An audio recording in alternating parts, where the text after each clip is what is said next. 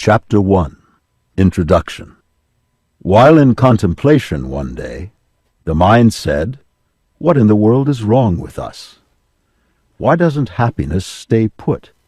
Where are the answers? How do we address the human dilemma? Have I gone nuts, or has the world gone crazy?" The solution to any problem seems to bring only brief relief, for it is the very basis of the next problem. Is the human mind a hopeless squirrel cage? Is everybody confused? Does God know what he's doing? Is God dead? The mind just kept chattering along. Does anybody have the secret? Don't worry. Everybody's desperate. Some seem cool about it. "I can't see what all the fuss is about," they say. "Life seems simple to me."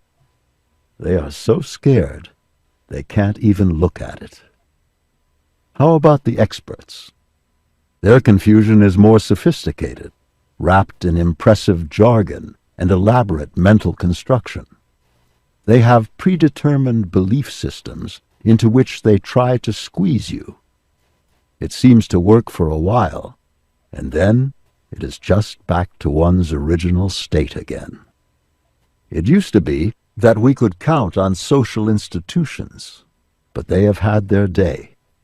Nobody trusts them anymore. We now have more watchdogs than institutions.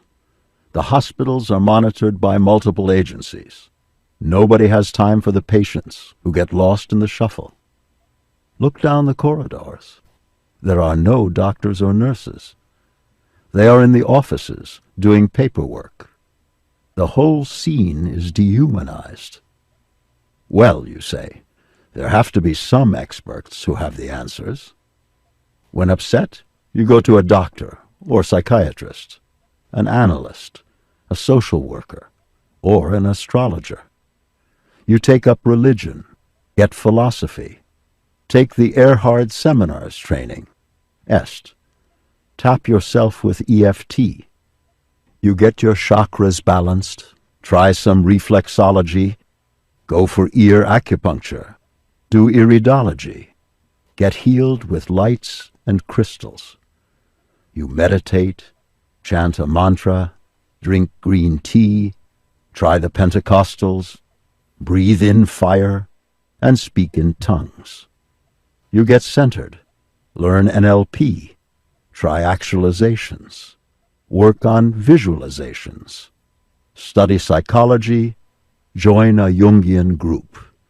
You get Rolfed, try psychedelics, get a psychic reading, jog, jazzercise, have colonics, get into nutrition and aerobics, hang upside down, wear psychic jewelry.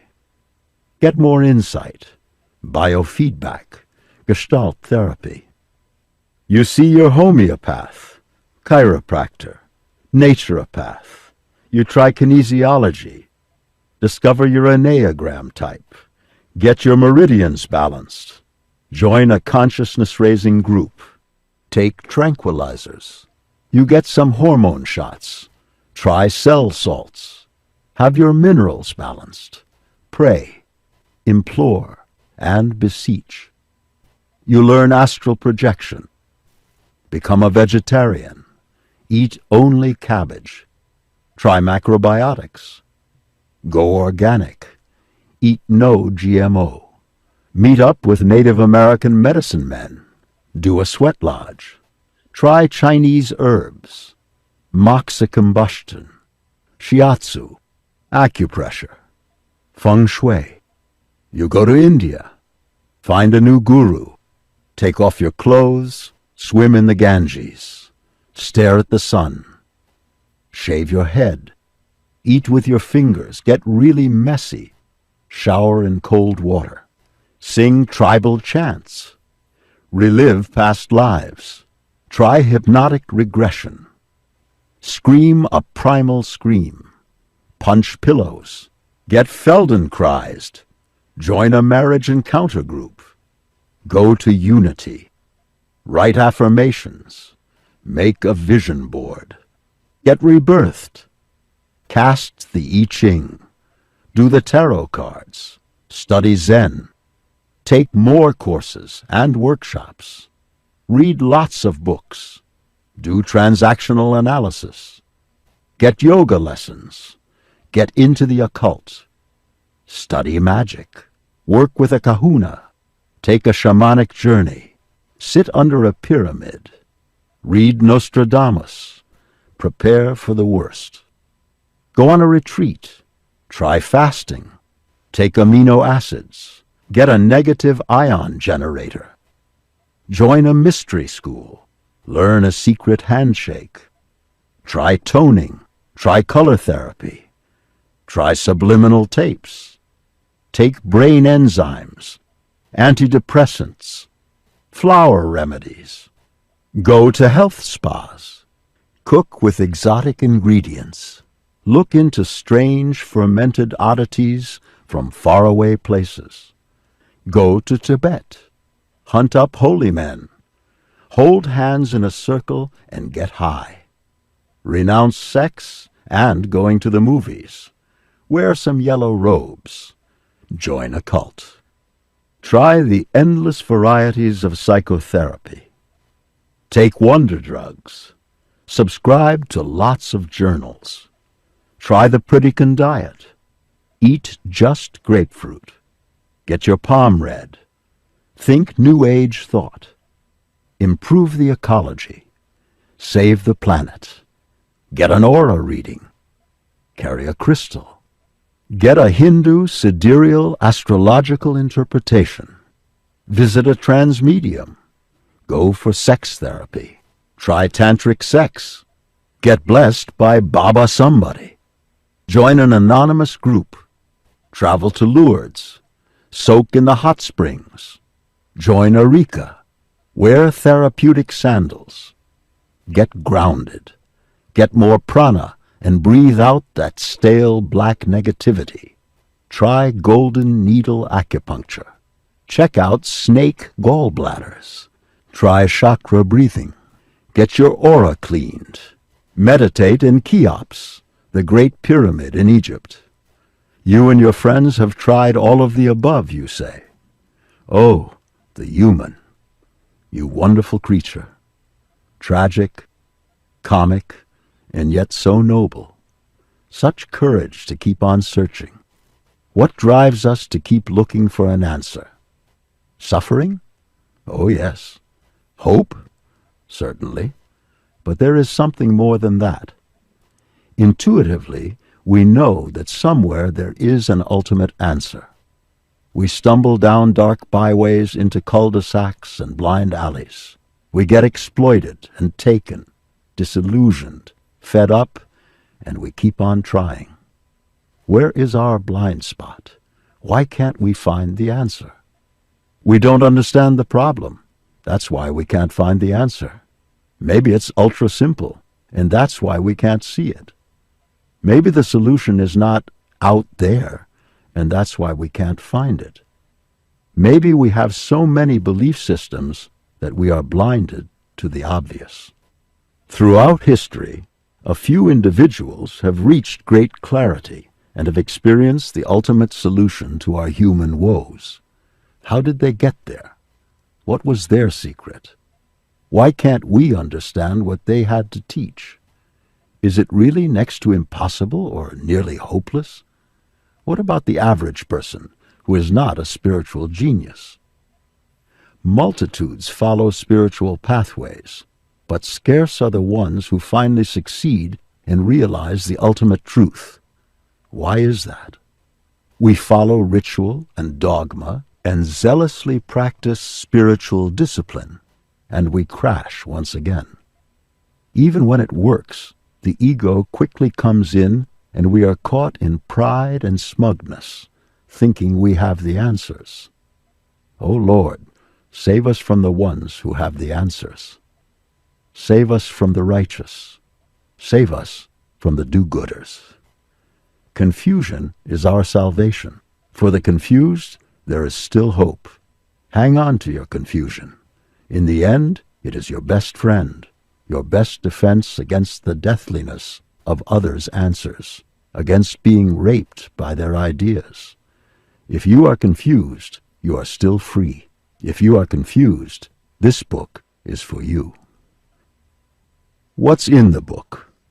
It tells of a simple method to reach great clarity and transcend your problems along the way. It's not by finding the answers, but by undoing the basis of the problem. The state reached by the great sages of history is available. The solutions are within us and easy to find. The mechanism of surrender is simple, and the truth is self-evident. It works during daily life. There is no dogma or belief system. You verify everything for yourself, so you cannot be misled. There is no dependence on any teachings. It follows the dicta of know thyself, the truth shall set you free, and the kingdom of God is within you. It works for the cynic, the pragmatist, the religionist, and the atheist. It works for any age or cultural background. It works for the spiritual person and the non-spiritual person alike. Because the mechanism is your own, nobody can take it away from you. You are safe from disillusionment. You will find out for yourself what is real and what are just the mind's programs and belief systems. While all of this is going on, you will become healthier, more successful with less effort, happier, and more capable of real love. Your friends will notice a difference. The changes are permanent. You aren't going to go for a high and crash later. You will discover there is an automatic teacher within yourself. Eventually, you will discover your inner self. You always unconsciously knew it was there. When you come upon it, you will understand what the great sages of history were trying to convey. You will understand it because truth is self-evident and within your own self. This book is written with you, the reader, constantly in mind. It is easy, effortless, and enjoyable. There is nothing to learn or memorize.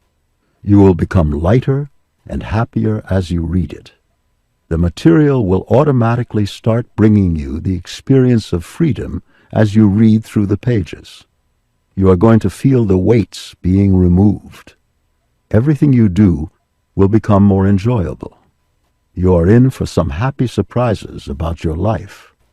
Things are going to get better and better. It's okay to be skeptical. We've been taken down the primrose path before, so be as skeptical as you like. Indeed, it's advisable to avoid gushing enthusiasm. It is a setup for a letdown later. Therefore, rather than enthusiasm, quiet observation will serve you better. Is there such a thing as something for nothing in the universe? Oh yes, most certainly there is. It's your own freedom which you have forgotten and don't know how to experience. What is being offered to you is not something that has to be acquired. It is not something that is new or outside of yourself. It is already yours and merely has to be reawakened and rediscovered. It will emerge of its own nature. The purpose of sharing this approach is merely to put you in touch with your own inner feelings and experiences. In addition, there is much helpful information that your mind will want to know. The process of surrender will begin automatically, for it is the nature of the mind to seek relief from pain and suffering and to experience greater happiness. Chapter 2. The Mechanism of Letting Go. What is it? Letting go is like the sudden cessation of an inner pressure or the dropping of a weight. It is accompanied by a sudden feeling of relief and lightness, with an increased happiness and freedom. It is an actual mechanism of the mind, and everyone has experienced it on occasion. A good example is the following.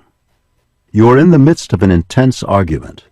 You are angry and upset, when suddenly the whole thing strikes you as absurd and ridiculous. You start to laugh.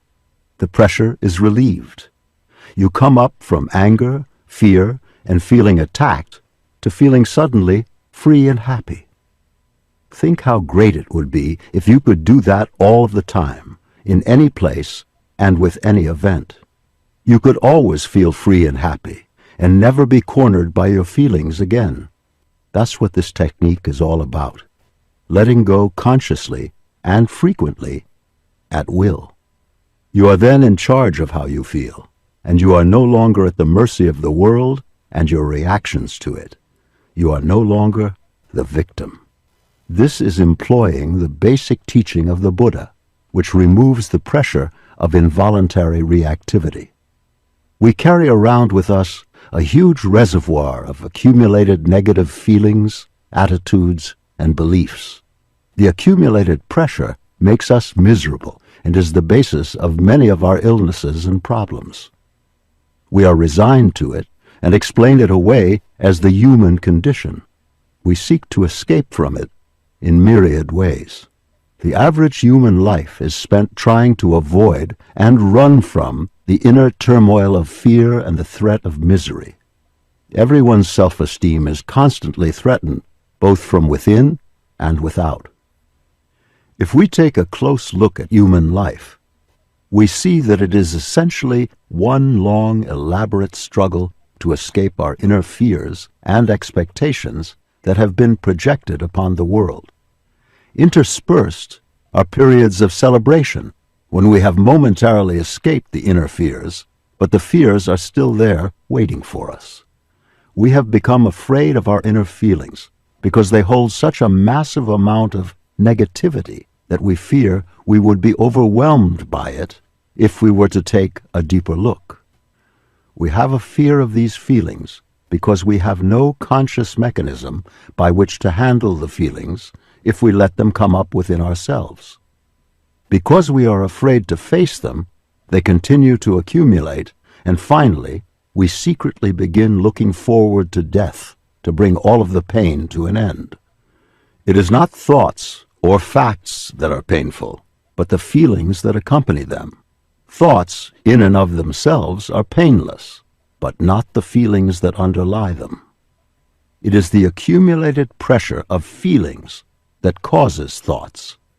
One feeling, for instance, can create literally thousands of thoughts over a period of time.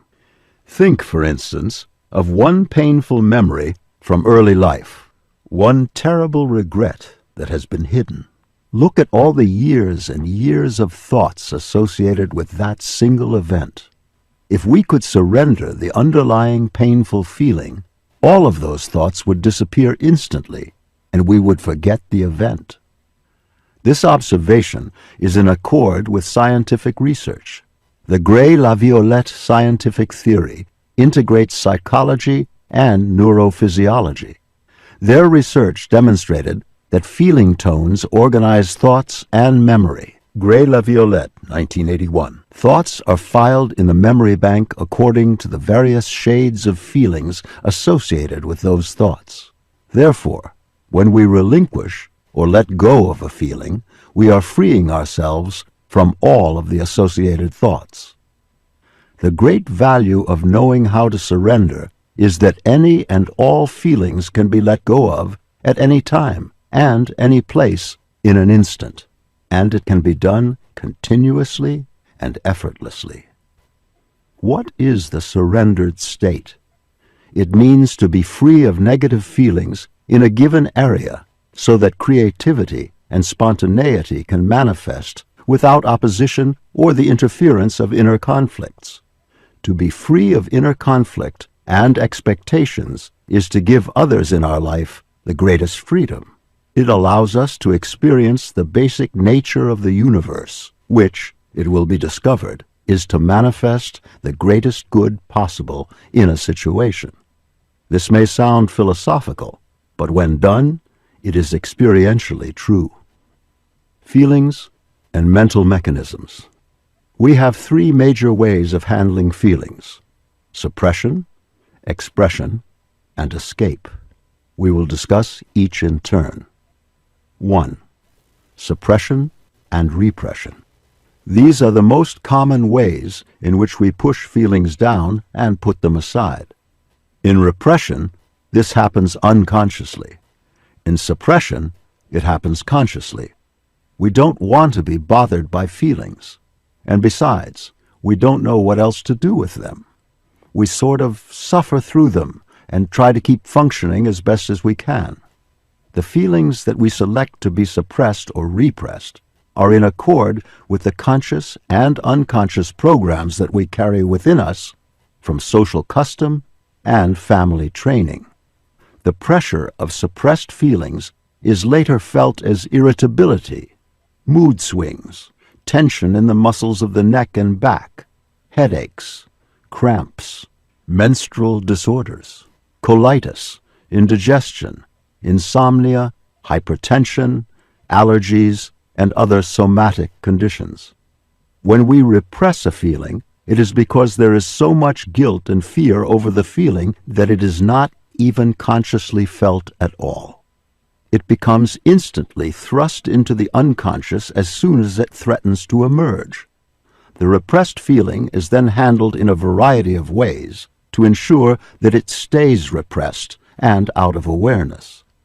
Of these mechanisms used by the mind to keep the feeling repressed, denial and projection are perhaps the best-known methods, as they tend to go together and reinforce each other. Denial results in major emotional and maturational blocks. It is usually accompanied by the mechanism of projection. Because of guilt and fear, we repress the impulse or feeling, and we deny its presence within us. Instead of feeling it, we project it onto the world and those around us. We experience the feeling as if it belonged to them. They then become the enemy, and the mind searches for and finds justification to reinforce the projection. Blame is placed on people, places, institutions, food, climatic conditions, astrological events, social conditions, fate, God, luck, the devil, foreigners, ethnic groups, political rivals, and other things outside of ourselves. Projection is the main mechanism in use by the world today. It accounts for all wars, strife, and civil disorder. Hating the enemy is even encouraged in order to become a good citizen. We maintain our own self-esteem at the expense of others, and eventually this results in social breakdown. The mechanism of projection underlies all attack, violence, aggression, and every form of social destruction. 2. Expression. With this mechanism, the feeling is vented, verbalized, or stated in body language and acted out in endless group demonstrations. The expression of negative feelings allows just enough of the inner pressure to be let out so that the remainder can then be suppressed. This is a very important point to understand, for many people in society today believe that expressing their feelings frees them from the feelings. The facts are to the contrary.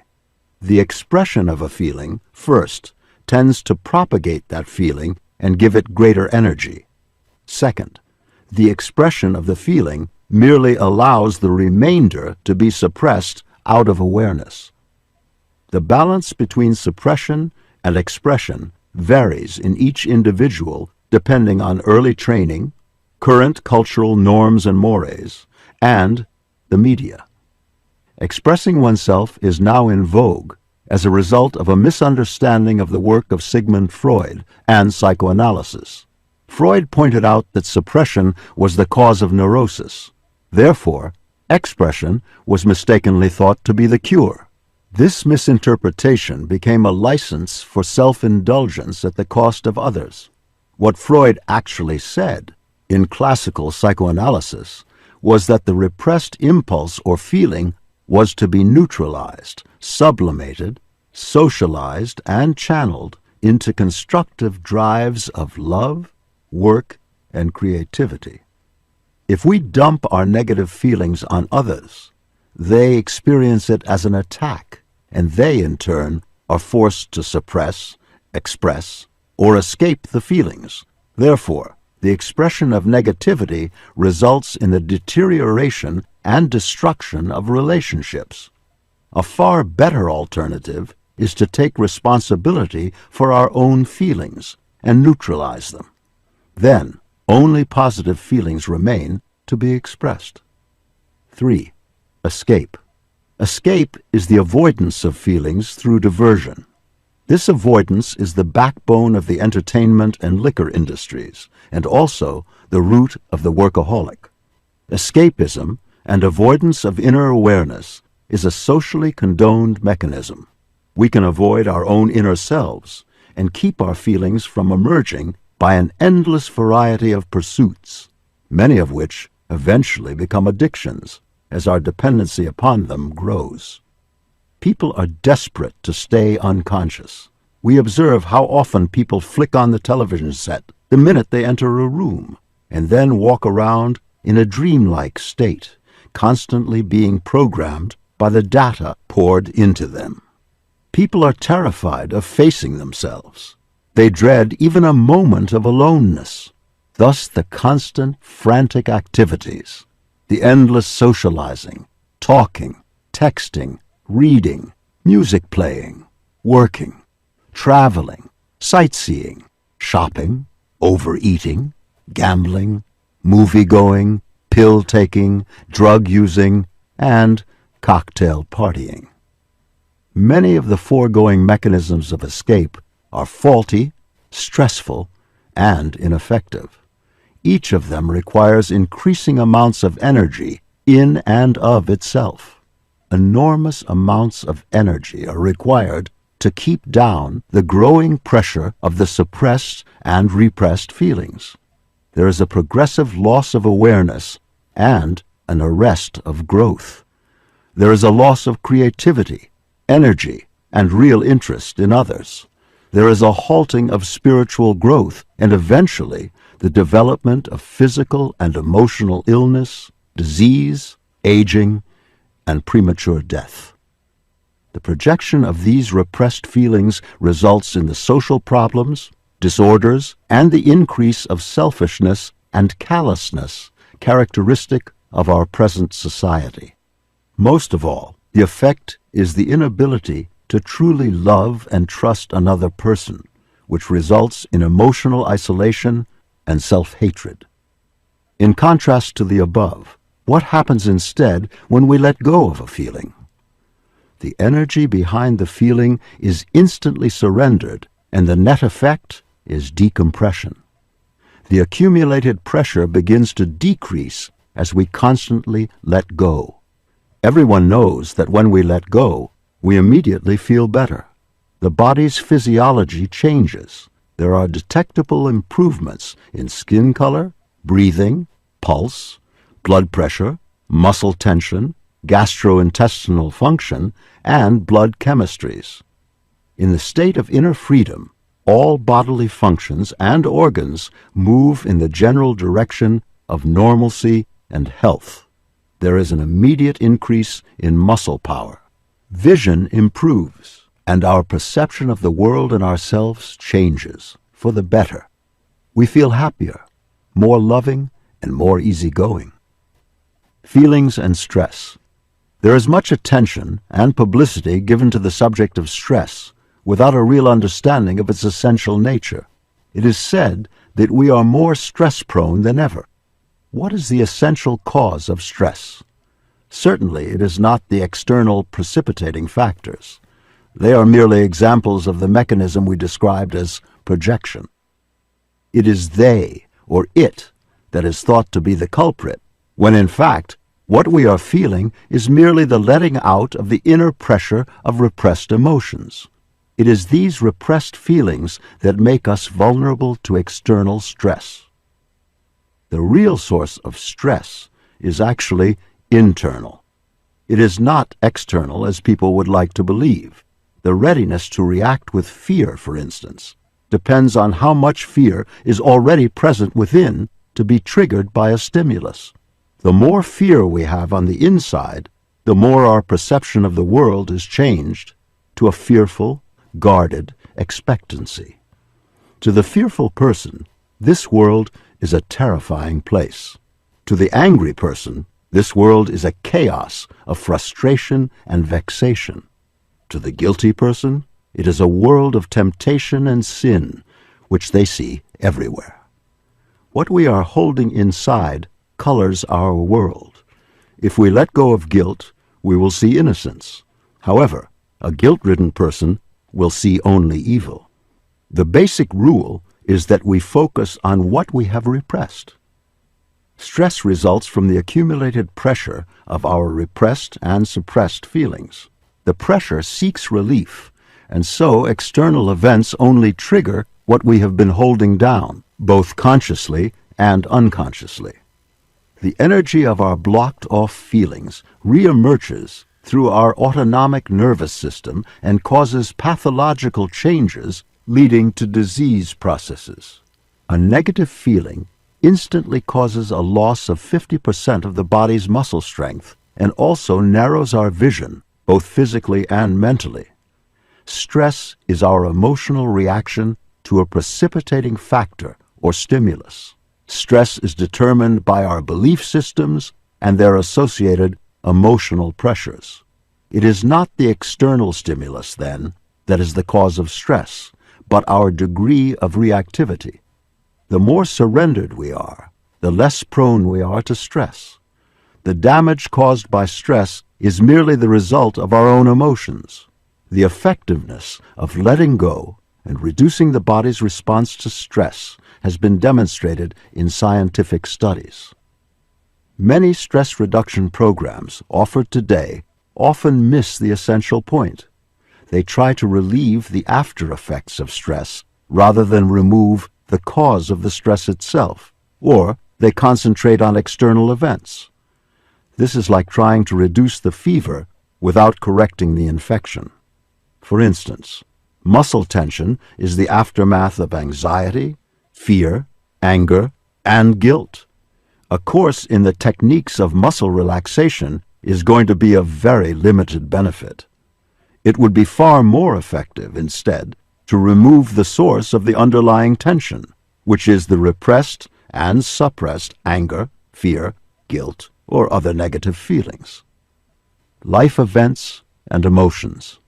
The rationalizing mind prefers to keep the true causes of emotion out of awareness and utilizes the mechanism of projection to do this. It blames events or other people for causing a feeling and views itself as the helpless, innocent victim of external causes. They made me angry. He got me upset. It scared me. World events are the cause of my anxiety. Actually, it's the exact opposite. The suppressed and repressed feelings seek an outlet and utilize the events as triggers and excuses to vent themselves. We are like pressure cookers, ready to release steam when the opportunity arises. Our triggers are set and ready to go off. In psychiatry, this mechanism is called displacement.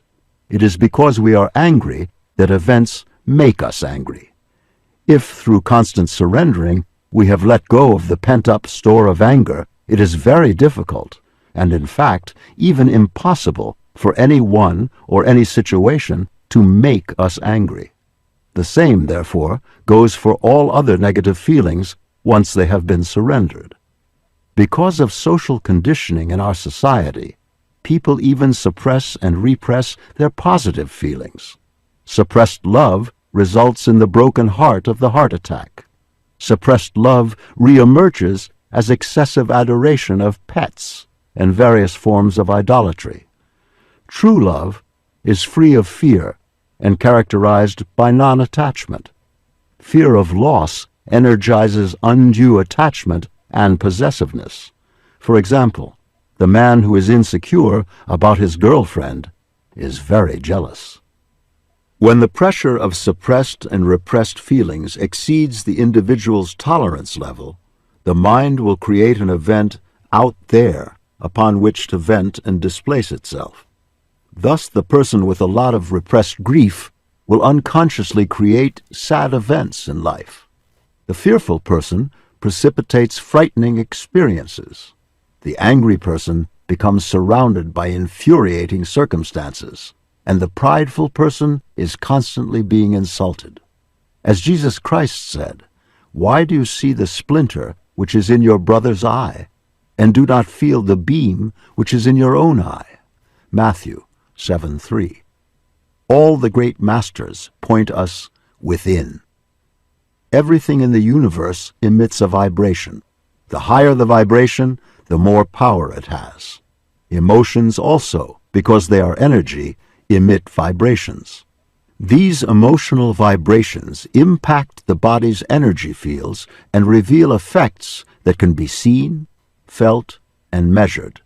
Motion pictures using Kirlian photography, such as those done by Dr. Thelma Moss, show rapid fluctuations of the color and size of the energy field with changes of emotions.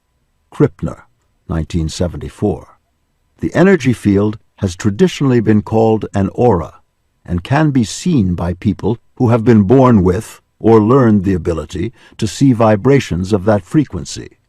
The aura changes color and size with emotions. Muscle testing also demonstrates the energy changes that accompany emotions, as our body's muscles instantly respond to positive and negative stimuli. Thus, our basic emotional states transmit themselves to the universe. The mind has no dimensions or size and is not limited in space. Therefore, the mind transmits its basic state via vibrational energy over an unlimited distance. This means that we routinely and unwittingly affect others by our emotional state and thoughts. Emotional patterns and their associated thought forms, for instance, can be picked up and received consciously by psychics at a great distance. This can be demonstrated experimentally, and the scientific basis for this has been a subject of great interest in advanced quantum physics. Because emotions emit a vibrational energy field, they affect and determine the people who are in our lives. Life events become influenced by our repressed and suppressed emotions on the psychic level. Thus, anger attracts angry thoughts. The basic rule of the psychic universe is that like attracts like. Similarly, love promotes love, so that the person who has let go of a lot of inner negativity is surrounded by loving thoughts, loving events, loving people, and loving pets. This phenomenon explains many scriptural quotations and common sayings that have puzzled the intellect, such as, "The rich get richer and the poor get poorer," and "Those who have, get." As a general rule, therefore, people who are carrying the consciousness of apathy bring poverty circumstances into their lives, and those with a prosperity consciousness bring abundance into their lives. Because all living things are connected on vibrational energy levels, our basic emotional state is picked up and reacted to by all life forms around us. It is well known that animals can instantly read a person's basic emotional state. There are experiments demonstrating that even the growth of bacteria is affected by human emotions, and that plants register measurable reactions to our emotional state. Baxter, 2003. The mechanism of letting go. Letting go involves being aware of a feeling, letting it come up, staying with it, and letting it run its course, without wanting to make it different or do anything about it. It means simply to let the feeling be there and to focus on letting out the energy behind it. The first step is to allow yourself to have the feeling without resisting it, venting it, fearing it, condemning it, or moralizing about it. It means to drop judgment and to see that it is just a feeling.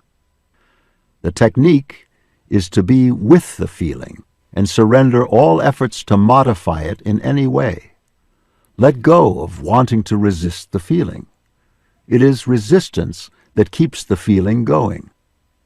When you give up resisting or trying to modify the feeling, it will shift to the next feeling and be accompanied by a lighter sensation.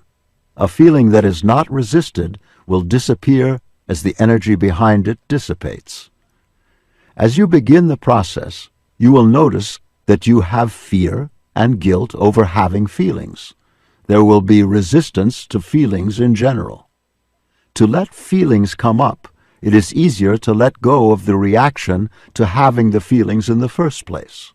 A fear of fear itself is a prime example of this. Let go of the fear or guilt that you have about the feeling first, and then get into the feeling itself. When letting go, ignore all thoughts. Focus on the feeling itself, not on the thoughts.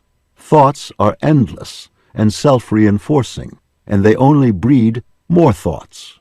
Thoughts are merely rationalizations of the mind to try and explain the presence of the feeling. The real reason for the feeling is the accumulated pressure behind the feeling that is forcing it to come up in the moment. The thoughts or external events are only an excuse made up by the mind. As we become more familiar with letting go, it will be noticed that all negative feelings are associated with our basic fear related to survival, and that all feelings are merely survival programs that the mind believes are necessary. The letting go technique undoes the programs progressively. Through that process, the underlying motive behind the feelings becomes more and more apparent. To be surrendered means to have no strong emotion about a thing.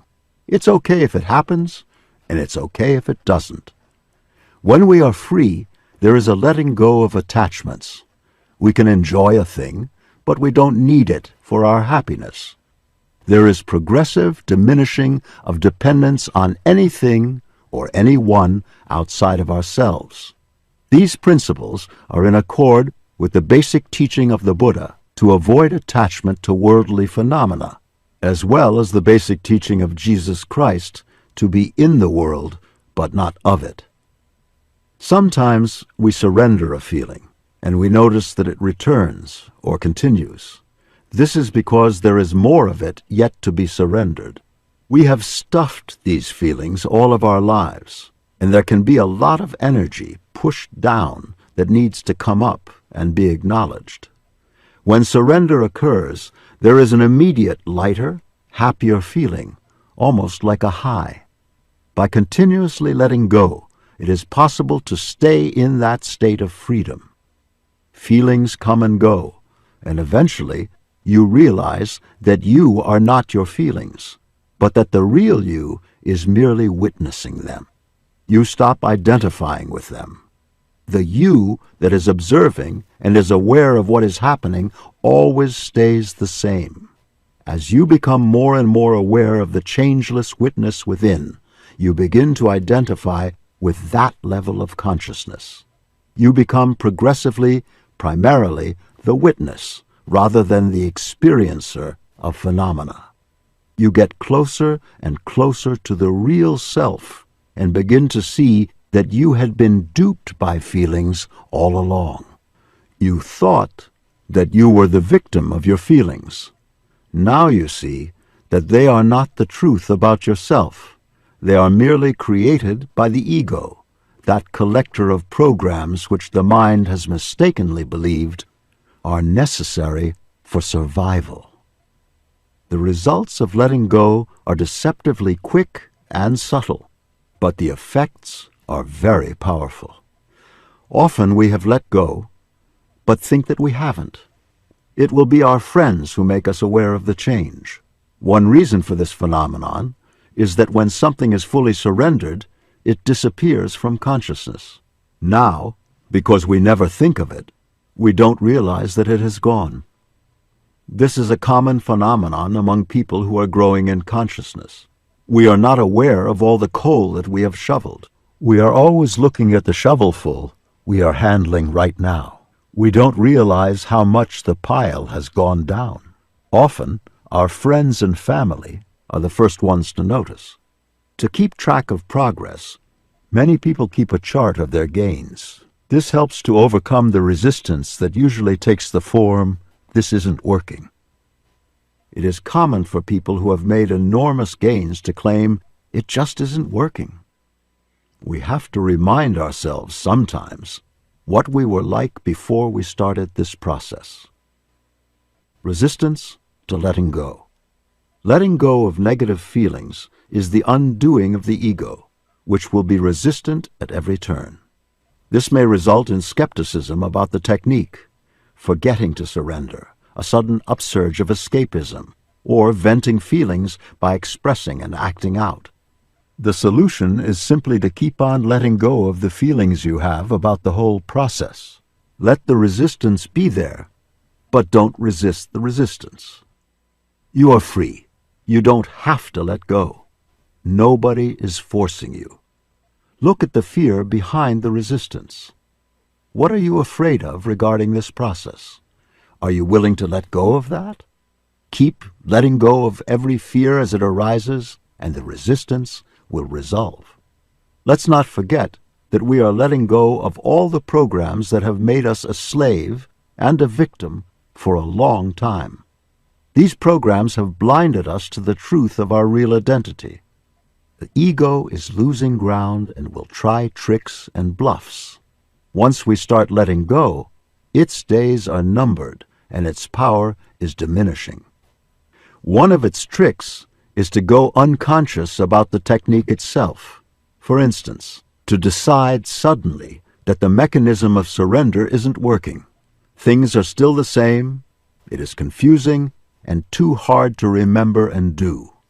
This is a sign of real progress. It means that the ego knows we have a knife with which to cut ourselves free, and it is losing ground. The ego is not our friend. Like Master Control in Tron, 1982, it wants to keep us enslaved by its programs. Letting go is a natural ability. It is not something new or foreign. It is not an esoteric teaching or somebody else's idea or a belief system. We are merely utilizing our own inner nature to get freer and happier. When letting go, it's not helpful to think about the technique. It's better simply just to do it. Eventually, it will be seen that all thoughts are resistance. They are all images that the mind has made to prevent us from experiencing what actually is. When we have been letting go for a while and have begun experiencing what is really going on, we will laugh at our thoughts. Thoughts are fakes, absurd make-beliefs that obscure the truth. Pursuing thoughts can keep us occupied endlessly. We will discover one day that we are right where we started. Thoughts are like goldfish in a bowl. The real self is like the water. The real self is the space between the thoughts, or more exactly, the field of silent awareness underneath all thoughts. We have had the experience of being totally absorbed in what we were doing, when we scarcely noticed the passage of time. The mind was very quiet, and we were simply doing what we were doing without resistance or effort. We felt happy, maybe humming to ourselves. We functioned without stress. We were very relaxed, although busy. We suddenly realized that we never needed all those thoughts after all. Thoughts are like bait to a fish. If we bite at them, we get caught. It's best not to bite at the thoughts. We don't need them. Inside of us, but out of awareness, is the truth that I already know everything I need to know. This happens automatically. Paradoxically, one resistance to surrendering is due to the effectiveness of the technique. What happens is that we keep letting go when life is not going too well. and we are beset by unpleasant emotions. As we finally surrender our way out of it, and all is well, then we stop letting go. This is a mistake because, as good as we may feel, there is usually more to it. Take advantage of the higher states and the momentum of letting go. Keep on going because it will get better and better all the time. Letting go gains a certain momentum. It is easy to keep it going once it is started. The higher we feel, the easier it is to let go. That's a good time to reach down and let go of some things, suppressed and repressed garbage, that we wouldn't want to tackle if we were in the dumps. There is always a feeling to be let up and surrendered. When we are feeling good, the emotions are merely subtler. Sometimes you will feel stuck with a particular feeling. Simply surrender to the feeling of being stuck. Just let it be there and don't resist it. If it doesn't disappear, see if you can let go of the feeling in bits and pieces. Another block that may occur is the fear that if we let go of a desire for something, we won't get it. It is often beneficial to look at some commonly held beliefs and let go of them right in the beginning, such as 1. We only deserve things through hard work, struggle, sacrifice, and effort. 2. Suffering is beneficial and good for us. 3. We don't get anything for nothing. 4. Things that are very simple aren't worth much. Letting go of some of these psychological barriers to the technique itself will allow an enjoyment of its effortlessness and ease. Chapter 3. The Anatomy of Emotions. There are numerous complicated psychologies of the human emotions. They often involve considerable symbology and references to mythology, and they are based on hypotheses that are hotly debated. As a result, there are various schools of psychotherapy with their different aims and methods. Simplicity is one of the earmarks of truth, and so we will describe a simple, workable, testable map of the emotions that can be verified by subjective experience, as well as by objective testing. The goal of survival. Whichever psychology is studied reveals that the primary human goal, superseding all others, is survival. Every human desire seeks to ensure one's personal survival and the survival of one's identified groups, such as family, loved ones, and country. Humans fear, most of all, the loss of the capacity to experience. To that end, people are interested in the survival of the body because they believe that they are the body, and therefore they need the body to experience their existence. Because people view themselves as separate and limited, they are stressed by their sense of lack. It is common for humans to look outside of themselves for the satisfaction of their needs. This leads them to experience themselves as vulnerable because they are insufficient unto themselves. The mind is, therefore, a survival mechanism, and its method of survival is primarily the use of emotions. Thoughts are engendered by the emotions, and eventually emotions become shorthand for thoughts. Thousands, and even millions of thoughts can be replaced by a single emotion. Emotions are more basic and primitive than mental processes. Reason is the tool the mind uses to achieve its emotional ends. When used by the intellect, the basic underlying emotion is usually unconscious, or at least out of awareness. When the underlying emotion is forgotten or ignored and not experienced, people are unaware of the reason for their actions, and they develop all kinds of plausible reasons. In fact, they frequently do not know why they are doing what they are doing. There is a simple way to become conscious of the underlying emotional goal behind any activity through use of the question, what for? With each answer, what for, is asked again and again until the basic feeling is uncovered. An example would be the following. A man wants a new Cadillac. His mind gives all the logical reasons, but logic doesn't really explain it. So he asks himself, what do I want the Cadillac for? Well, he says, it is to achieve status, recognition, respect, and solid citizen success status.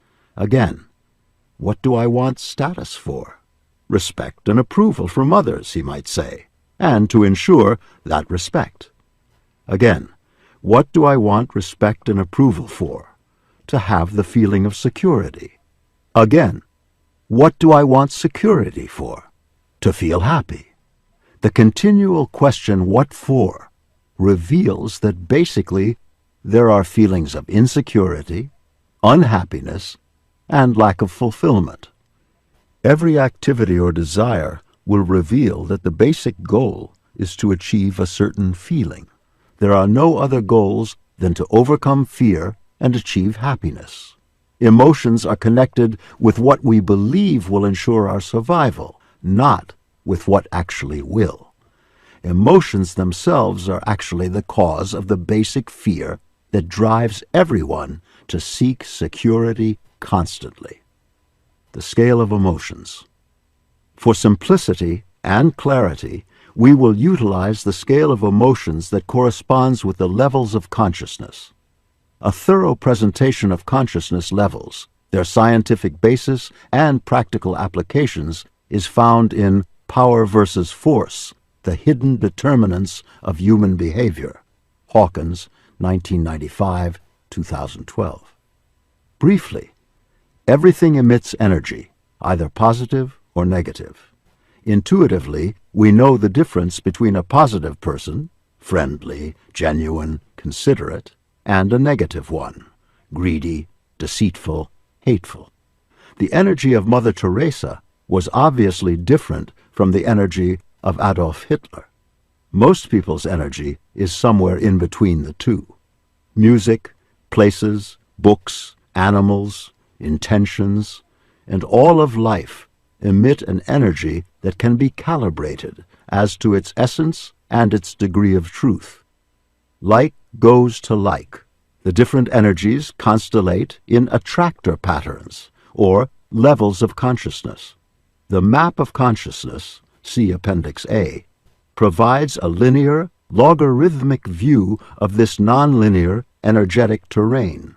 Each level of consciousness, or attractor pattern, is calibrated on a logarithmic scale of energetic power, ranging from 1 to 1,000.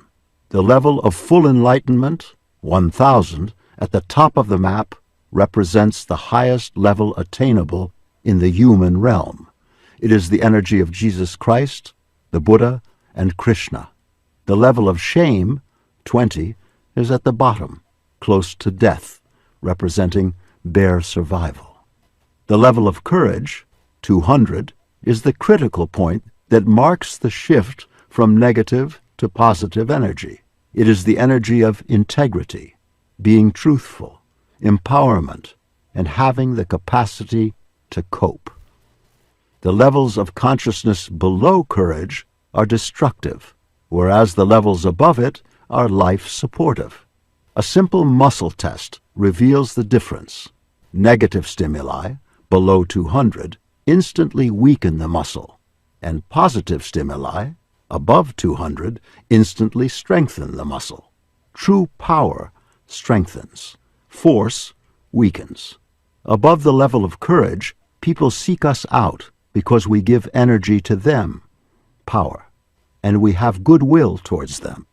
Below the level of courage, people avoid us because we take energy from them, force, and we want to use them for our own material or emotional needs.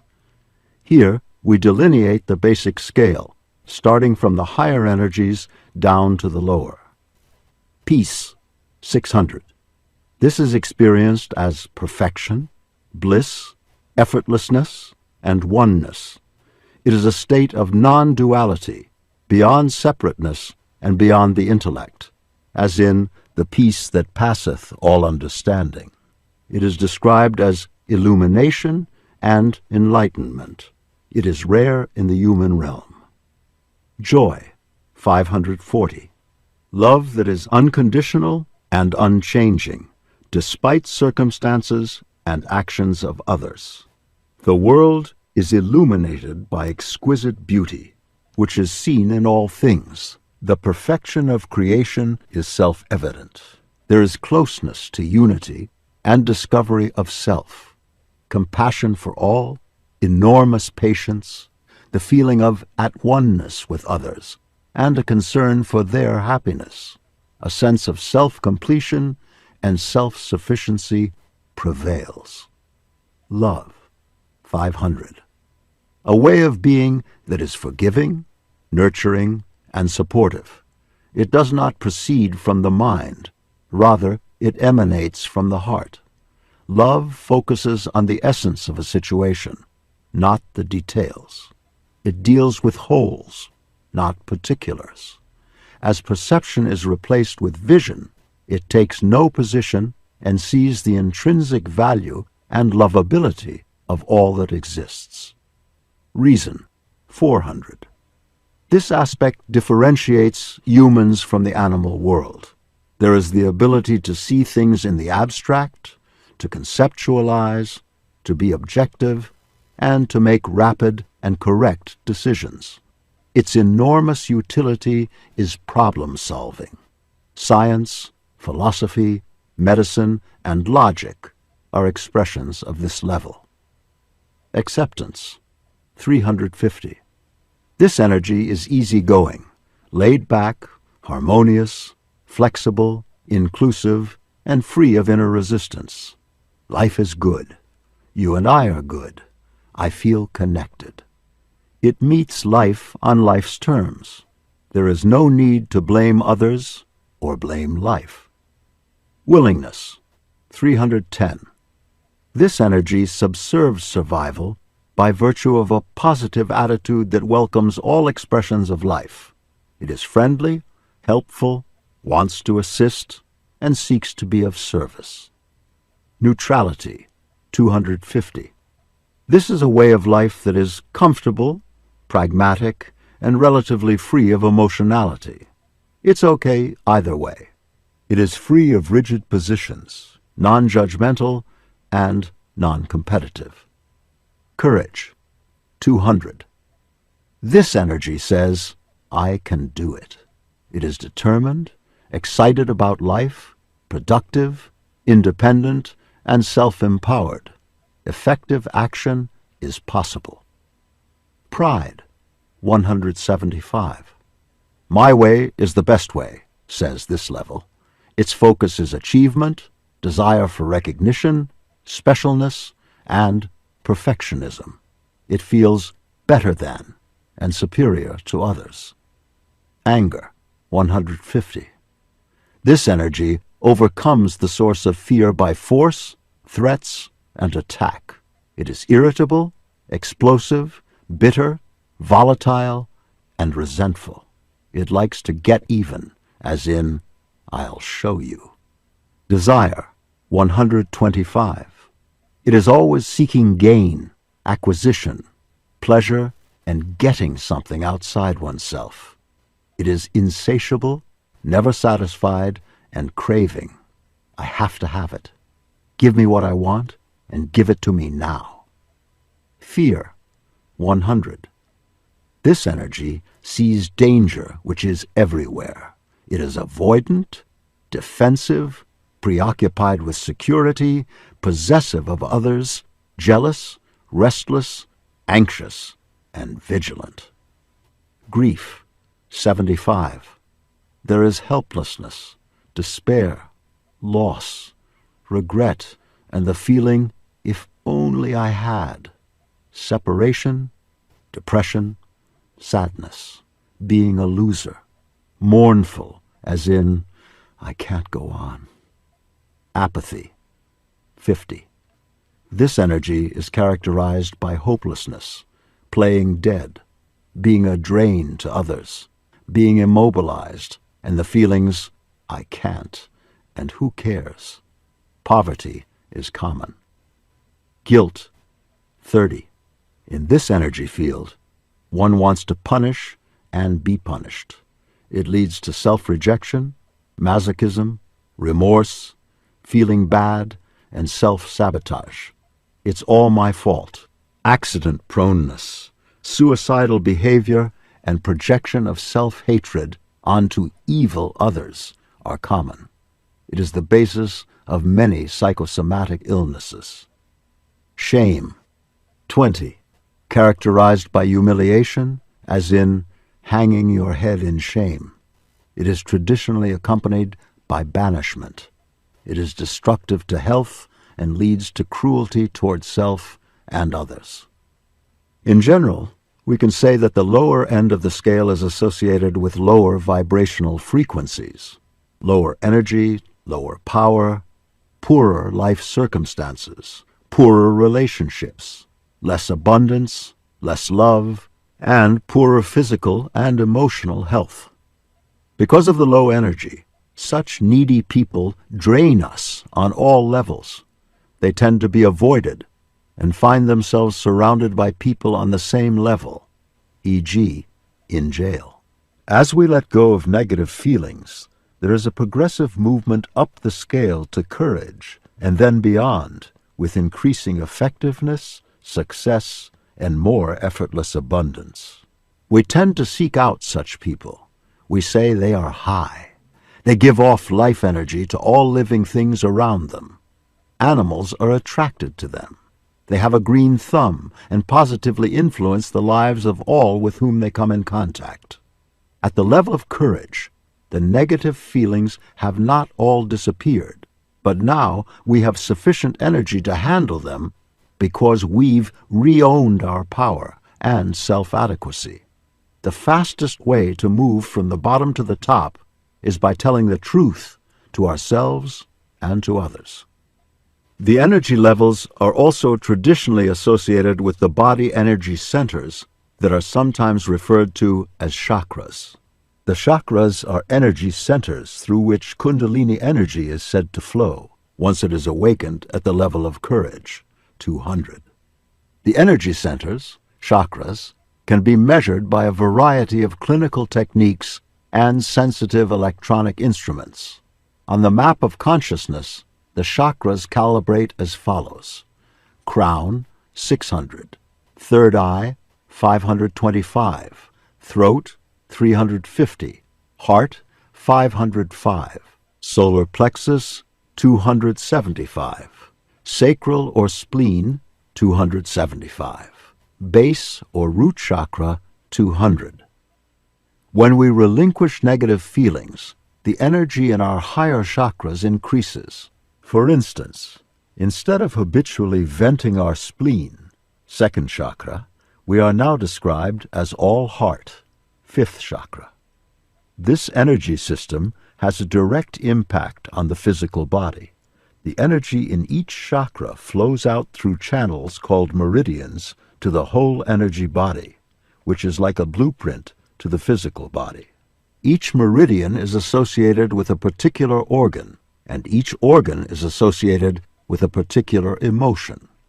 A negative emotion throws off the energy balance of its associated acupuncture meridian and related organ. For instance, depression, despair, and melancholy are associated with the liver meridian, so these emotions tend to interfere with liver function. Every negative feeling impairs a body organ, and as the years go by, that organ becomes diseased and eventually fails to function. The lower our emotional state, the more negatively we influence not only our own lives, but also all of life around us. The higher the emotional level of evolution, the more positive our life becomes on all levels, and we support all life around us. As negative emotions are acknowledged and surrendered, we get freer and move up the scale, eventually experiencing predominantly positive feelings. All lower emotions are limitations, and blind us to the reality of our true self. As we surrender our way up the scale and near the top, a new type of experience begins to happen. At the very top of the scale, there occurs the realization of one's true self and the varying levels of illumination. The main importance of this is to note that as we get higher and freer, what the world calls spiritual awareness, intuition, and growth of consciousness occur. This is the common experience of all who surrender their negative feelings. They become more and more conscious. That which is impossible to see or experience at lower levels of consciousness becomes self-evident and stunningly obvious at higher levels. Understanding emotions. According to scientific findings, all thoughts are filed in the mind's memory bank under a filing system based upon the associated feeling and its finer gradations. Gray-LaViolette, 1982. They are filed according to feeling tone, not fact. Consequently, there is a scientific basis for the observation that self-awareness is increased much more rapidly by observing feelings rather than thoughts.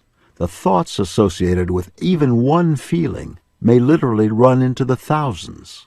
The understanding of the underlying emotion and its correct handling is therefore more rewarding and less time-consuming than dealing with one's thoughts. In the beginning, if one is unfamiliar with the whole subject of feelings, it is often advisable to begin merely by observing them, without any intention of doing anything about them. In this way, some clarification will occur about the relationship between feelings and thoughts. After there is more familiarity, some experimentation can then occur.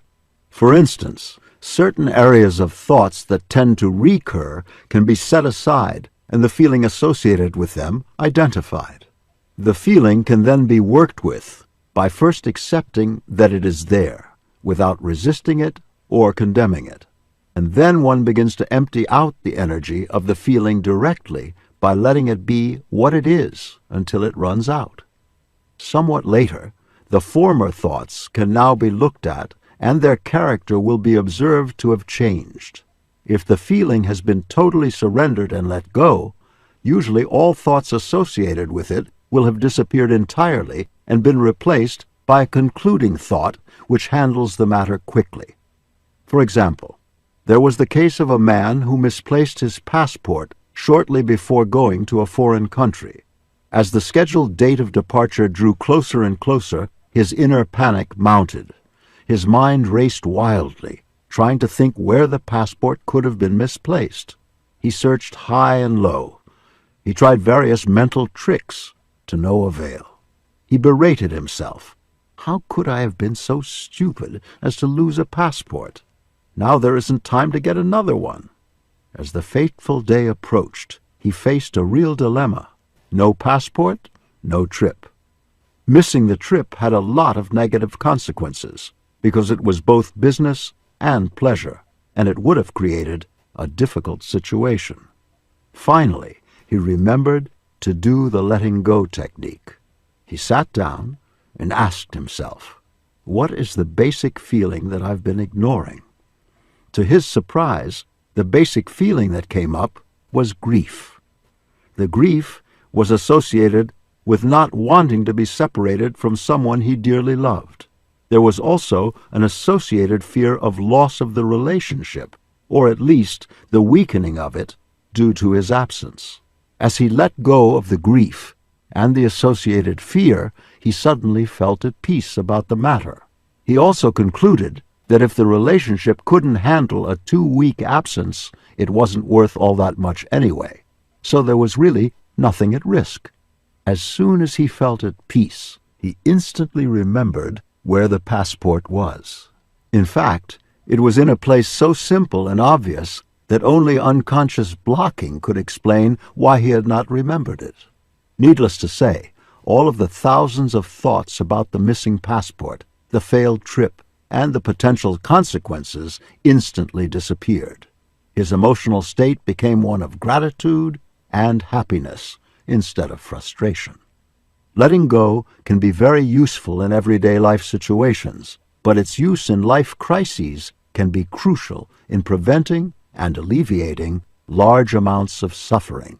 In a life crisis, there is usually an overwhelm of emotion. The crisis has tapped into one of our major areas of suppressed or repressed feelings.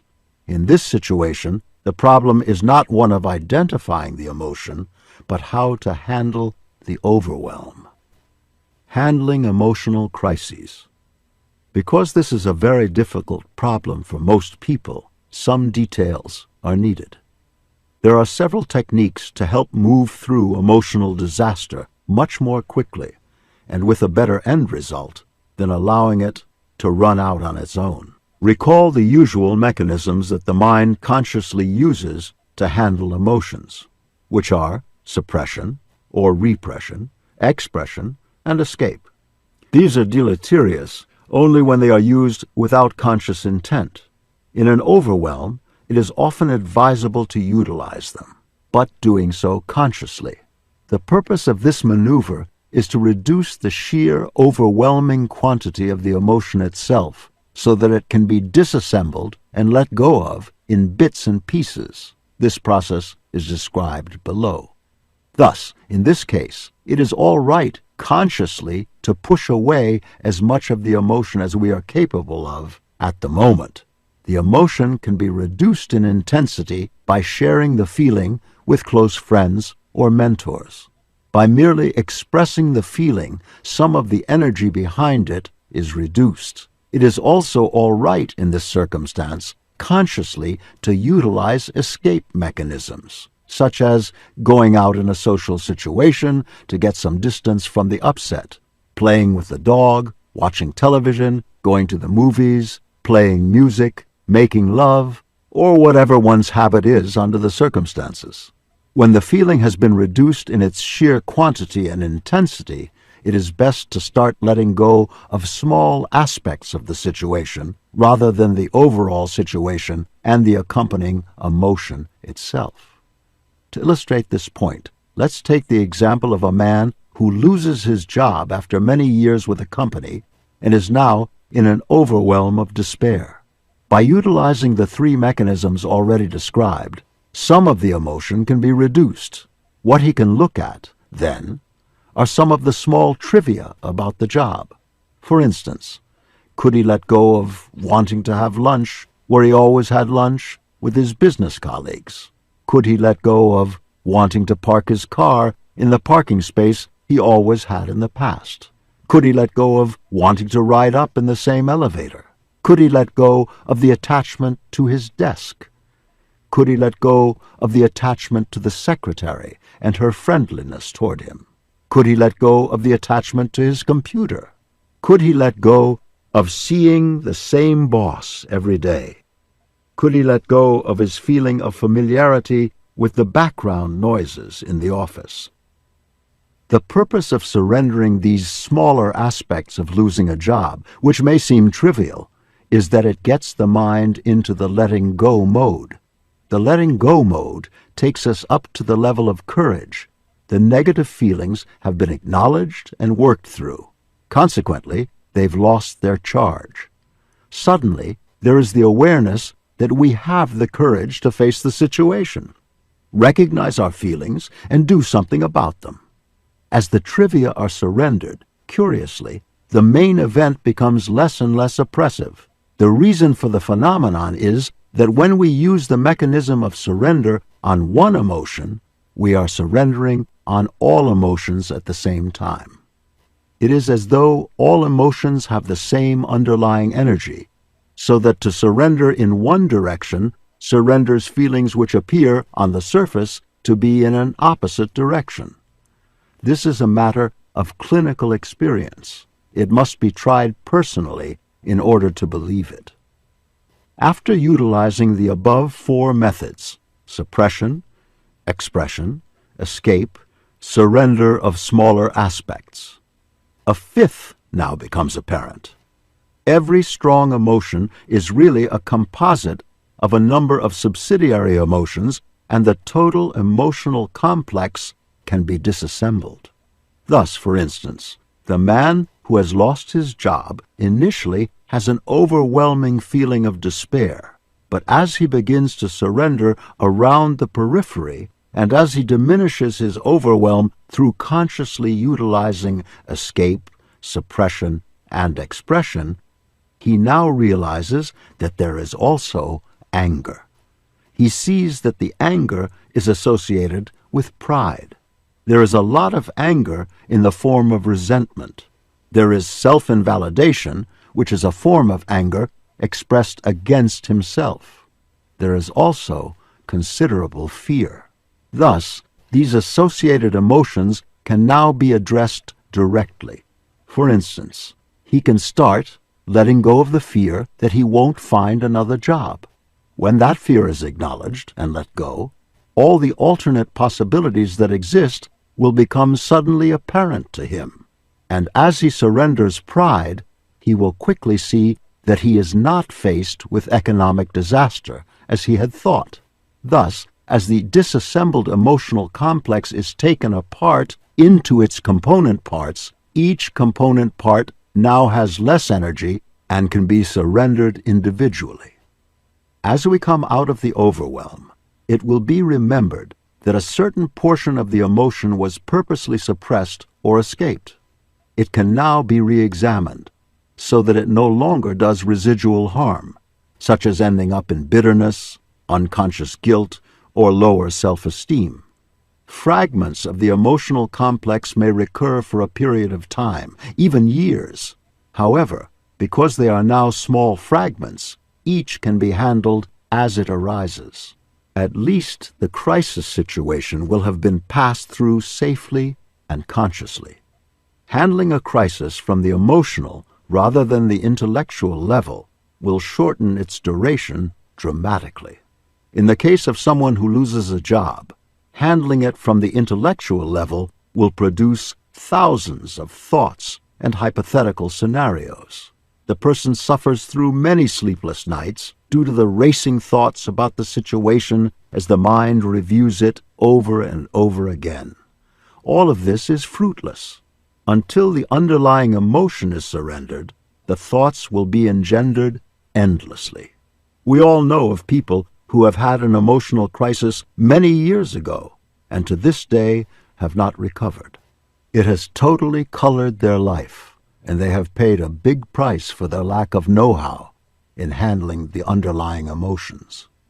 There are numerous benefits to handling a life crisis successfully. For one thing, the amount of suppressed or repressed emotion is now much less. The crisis has forced it up to be relinquished, and therefore the amount that is left in the reservoir is much less.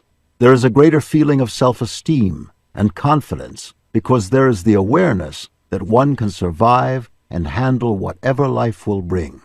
There is an overall reduction of the fear of life, a greater feeling of mastery, greater compassion for the suffering of others, and an increased ability to help them through similar circumstances.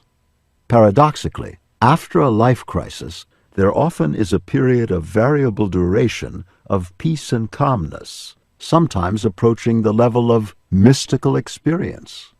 The dark night of the soul frequently precedes states of heightened awareness. One of the best-known examples of this paradox is illustrated by persons who have had near-death experiences. There are now many books on the subject that reveal a certain commonality.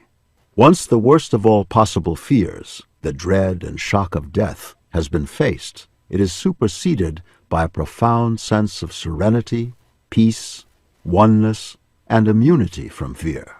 Many such persons develop extraordinary abilities, become healers, develop psychic awareness, and advance states of spiritual illumination. They experience major leaps in growth and the sudden appearance of new talents and capacities. Thus, every life crisis carries within it the kernels of a reversal, a renewal, an expansion, a leap in consciousness, and a letting go of the old and a birth of the new. Healing the past.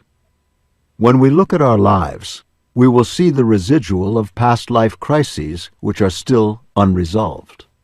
Thoughts and feelings about the events tend to occur and color our perception, and we will note that they have disabled us in certain areas of life.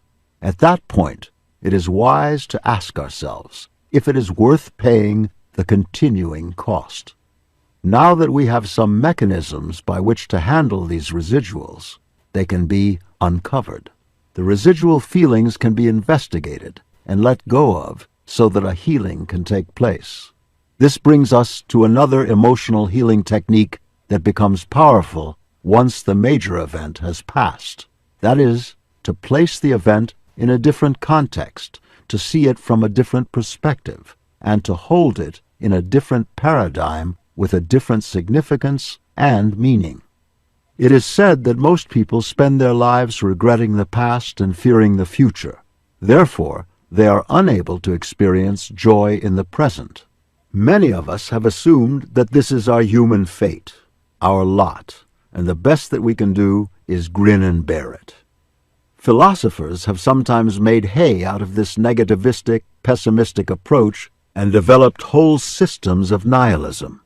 These philosophers, some of whom have become celebrated over the years, are obviously mere victims of painful emotions that they did not handle, and which triggered endless intellectualization and elaboration. Some spent their entire lifetime constructing sophisticated intellectual systems to justify what is glaringly obvious as a simple, suppressed emotion. One of the most effective tools for handling the past is the creation of a different context. What this means is that we give it a different meaning. We take on a different attitude about the past difficulty or trauma, and we acknowledge the hidden gift in it. The value of this technique was first recognized in psychiatry by Viktor Frankl. He explained the approach, which he called logotherapy, in his famous book, Man's Search for Meaning. His clinical and personal experience demonstrated that emotional events and traumatic occurrences will change considerably and be healed if a new meaning is placed around them. Frankl told of his own experience in the Nazi concentration camps, wherein he came to see his physical and psychic suffering as an opportunity to achieve inner triumph. Quote, "Everything can be taken from a man, but one thing, the last of the human freedoms, to choose one's attitude in any given set of circumstances, to choose one's own way." Unquote. Frankl, 1959, 2006. Frankl recontextualized the horrific circumstances to hold profound meaning for the human spirit. Every life experience, no matter how tragic, contains a hidden lesson. When we discover and acknowledge the hidden gift that is there, a healing takes place. In the example of the man who lost his job, after some time had passed, he looked back and saw that his former job was stunting, that he had been in a rut. Frankly, the job had given him an ulcer. Prior to losing the job, he had seen only the pleasures from it. Once outside of the situation, he began to see the costs that he had been paying, physically, mentally, and emotionally. After losing the job, he was open to discovering new abilities and new talents. In fact, he began a new, more promising career. So, life events are opportunities to grow, expand, experience, and develop. In some cases, it seems in retrospect that there was actually this unconscious purpose behind the event, as though our unconscious knew that something important had to be learned, and painful as it was the only way it could be brought into experience. This is part of the psychology of the psychoanalyst Carl Jung, who concluded after a lifetime of study that there is an inborn drive in the unconscious toward wholeness, completeness, and realization of the self, and that the unconscious will devise the ways and means of bringing this about, even if they are traumatic to the conscious mind. Jung also said that in the unconscious there was an aspect of ourselves called the shadow. The shadow is all the repressed thoughts, feelings, and concepts about ourselves that we do not want to face. One benefit of a crisis is that it often brings us into familiarity with our shadow. It makes us more human and more whole to realize what we share with all of humanity. All the stuff that we thought they were guilty of is equally in ourselves. Thus, when it is brought up to conscious awareness, acknowledged, and surrendered, it no longer unconsciously runs us. Once the shadow has been acknowledged, it loses its power. All that is necessary is merely to recognize that we have certain forbidden impulses, thoughts, and feelings. Now they can be handled with a "so what?" Passing through a life crisis, then, makes us more human, more compassionate, more accepting and understanding of ourselves and others. We no longer have to indulge in making others wrong or making ourselves wrong. Handling an emotional crisis leads to greater wisdom and results in lifetime benefits. Fear of life is really the fear of emotions. It is not the facts that we fear, but our feelings about them. Once we have mastery over our feelings, our fear of life diminishes. We feel a greater self-confidence, and we are willing to take greater chances because we now feel that we can handle the emotional consequences, whatever they might be.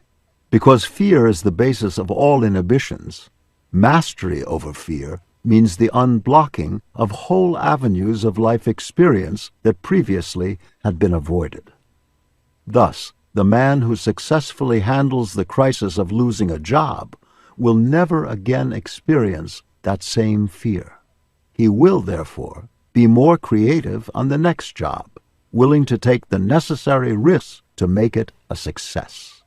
He begins to see how that haunting fear of job loss had severely limited his performance in the past, made him fearful and cautious, and cost him his self-esteem due to his kowtowing and compliance with his superiors. One benefit from a life crisis is greater self-awareness. The situation is overwhelming, and we are forced to stop all of our diversionary games, take a good look at our life situation, and reevaluate our beliefs, goals, values, and life direction. It is an opportunity to reevaluate and let go of guilt. It is also an opportunity for a total shift in attitude. Life crises, as we pass through them, confront us with polar opposites. Shall we hate or forgive that person? Shall we learn from this experience and grow, or resent it and become bitter? Do we choose to overlook the other person's shortcomings and our own, or instead do we resent and mentally attack them? Shall we withdraw from a similar situation in the future with greater fear, or shall we transcend this crisis and master it once and for all? Do we choose hope or discouragement? Can we use the experience as an opportunity to learn how to share, or shall we withdraw into a shell of fear and bitterness? Every emotional experience is an opportunity to go up or down. Which do we choose? That is the confrontation. We have the opportunity to choose whether we want to hang on or let go of emotional upsets. We can look at the cost of hanging on to them. Do we want to pay the price? Are we willing to accept the feelings? We can look at the benefits of letting go of them. The choice we make will determine our future. What kind of a future do we want? Will we choose to be healed, or will we become one of the walking wounded? In making this choice, it is well to look at the payoff we get from hanging on to the residuals of a painful experience. What are the satisfactions we are getting? How little are we willing to settle for? Anger, hatred, self-pity, resentments, they all have their cheap little payoff, that little inner satisfaction. Let's not pretend that it's not there. There is a weird, quirky pleasure when we hang on to pain. It certainly satisfies our unconscious need for the alleviation of guilt through punishment. We get to feel miserable and rotten. The question then arises, but for how long? Take, for example, a man who had not spoken to his brother for 23 years. Neither of them could remember what the incident was about. It had been long forgotten, but they were in the habit of not speaking. And so, for 23 years, they paid the price of missing each other's company, affection, togetherness in family matters, and all the shared experiences and love they could have had. When the man learned about the mechanism of surrender, he began to let go of his feelings about his brother. Suddenly, he broke out in tears of grief, realizing all that had been lost over the years. By forgiving his brother, he triggered a similar response in the brother, and the two were reunited. Then, one of the brothers flashed back on the incident. It had been an argument over a pair of tennis shoes. Over one pair of tennis shoes, they had paid a price extending over 23 years. Had the man not learned the technique of letting go, he might well have gone to his grave with the same resentment. So the question is, how long do we want to go on suffering? When are we willing to give it up? When is enough enough? The part of us that wants to cling to negative emotions is our smallness. It is the part of us that is mean, petty, selfish, competitive, cheap, conniving, mistrusting, vindictive, judgmental, diminished, weak, guilty, ashamed, and vain. It has little energy. It is depleting, demeaning, and leads to the lowering of self-respect. It is the small part of us that accounts for our own self-hatred, unending guilt, and seeking for punishment, sickness, and disease. Is that the part with which we want to identify? Is that the part we want to energize? Is that the way we want to see ourselves? Because if that's the way we see ourselves, that's the way others will see us. The world can only see us as we see ourselves. Are we willing to pay those consequences? If we see ourselves as cheap and petty, it's unlikely that we'll be at the top of the company list for a raise. The price of holding on to smallness can be demonstrated with muscle testing. The procedure is fairly simple. Hawkins, 1995-2012. Hold in mind a mean, petty thought and have someone press down on your arm while you resist. Notice the effect. Now choose the exact opposite view. Picture yourself as being generous, forgiving, loving, and experiencing your inner greatness. Instantly, there will be an enormous increase in muscle strength, indicating a surge of positive bioenergy. Smallness brings weakness, sickness, disease, and death. Do you really want that? Letting go of negative feelings can be accompanied by another very healthy maneuver which will greatly assist your inner transformation, and that is to stop resisting the positive emotions. Enhancing positive emotions. The corollary to letting go of negative feelings is to stop resisting the positive ones. Everything in the universe has its opposite. Therefore, in the mind, every negative feeling has its counterpart between smallness and greatness, whether we are constantly aware of its existence at any given moment or not. A good and very illuminating exercise is to sit down and look at the feeling that is directly opposite the negative one that we are experiencing, and begin to let go resisting it.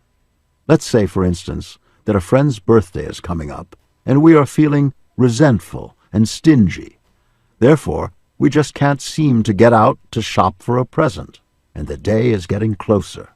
The exact opposite feelings are those of forgiveness and generosity. We just start looking for the feeling of forgiveness within ourselves and stop resisting it. As we keep letting go of our resistance to being a forgiving person, it is often surprising that it will come up with a surge. We will begin to recognize that part of our nature has always been willing and wanting to forgive, but we didn't dare chance it. We thought we might appear foolish. We thought we were punishing the other person by holding the resentment, but we have actually been suppressing love. In the beginning, we may not consciously feel this specifically about our friend, but we will begin to notice that we do have this aspect to our personality. As we keep surrendering our resistance to love, we will notice that within ourselves there is something that wants to express itself through sharing and giving, letting the past go and burying the hatchet. There is a desire to make a friendly gesture. We want to heal the separation, to repair the wound, to make good the wrong, to express gratitude, and to take a chance on being thought a fool. The purpose of this exercise is to locate within ourselves that which can only be described as greatness. Greatness is the courage to overcome obstacles. It is the willingness to move to a higher level of love. It is the acceptance of others' humanness and having compassion for their suffering by putting ourselves in their shoes. Out of the forgiveness of others come self-forgiveness and the relief of guilt. The real payoff we get is when we let go of our negativity and choose to be loving.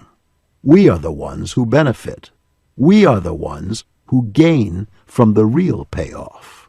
With this increased awareness of who we really are comes the progressive invulnerability to pain.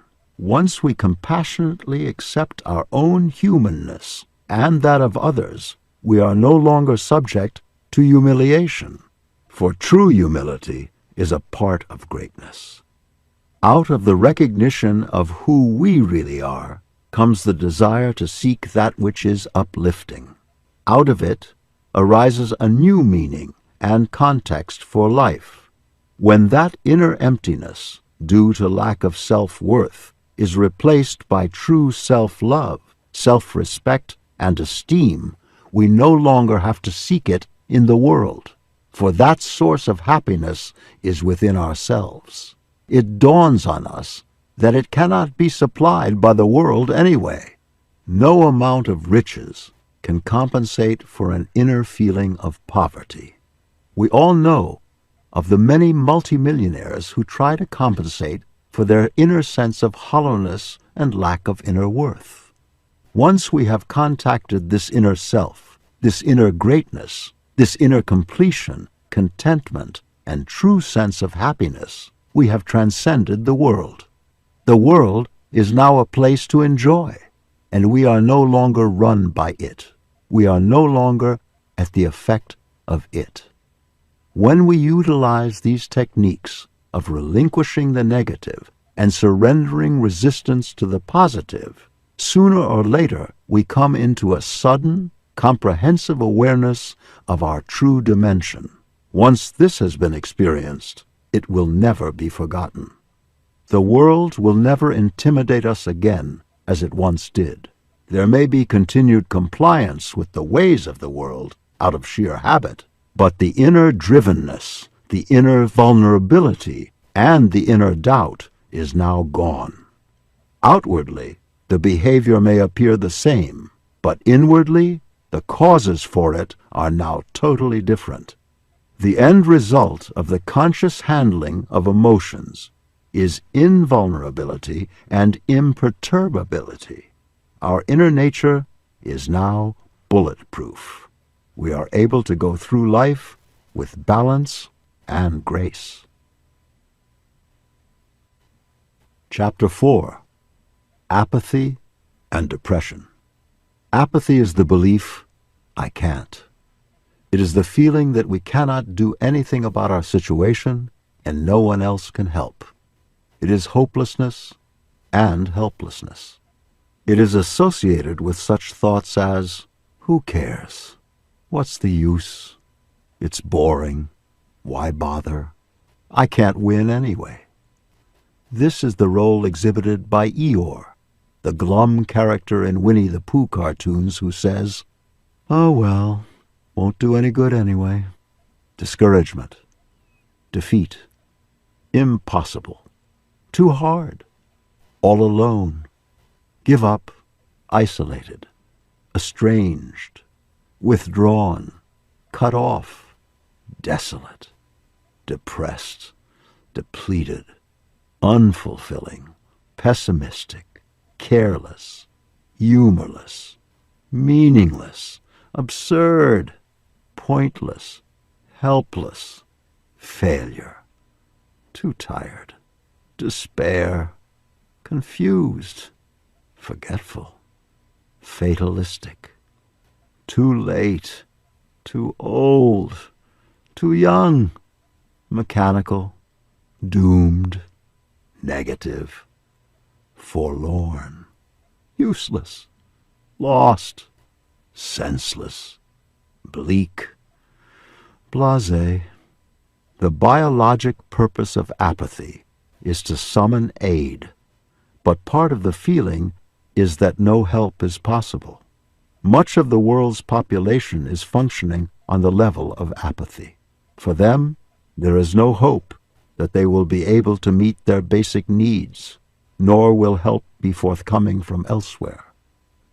The average person is often apathetic in a number of areas in life, but only periodically faces overwhelming apathy about their whole life situation.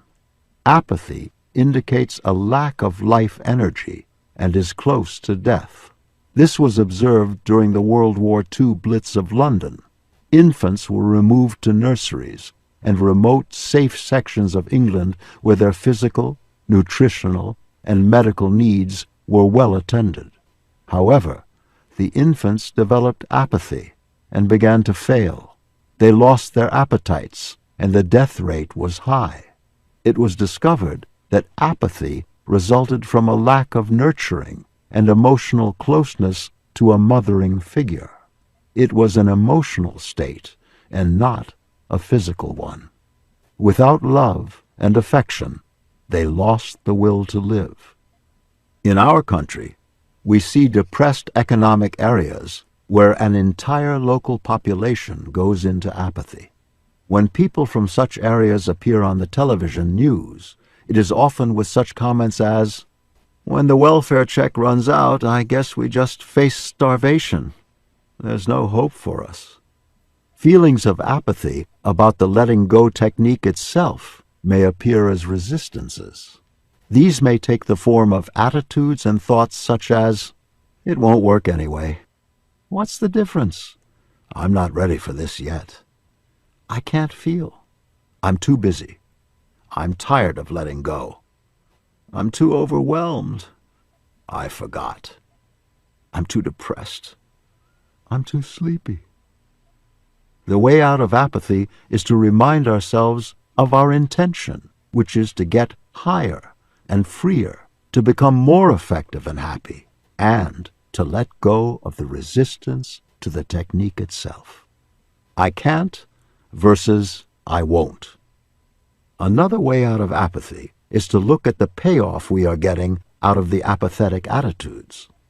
The payoff may be in the face-saving excuses to cover up what is actually fear.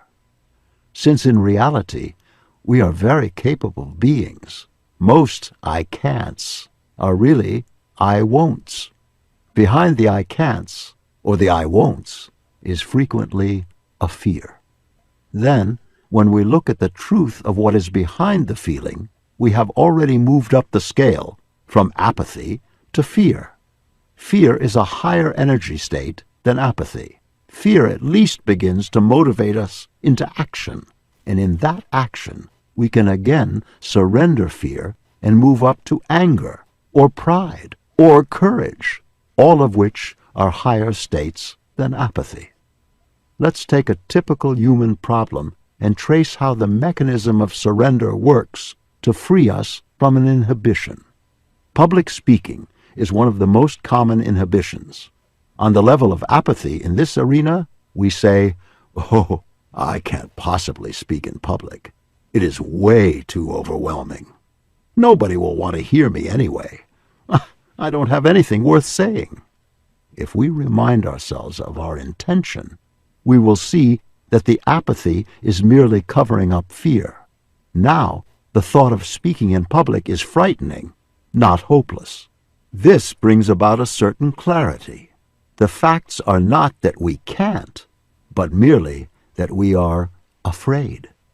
As this fear comes up and is let go, we become aware of the fact that we have a desire to do the very thing that we fear.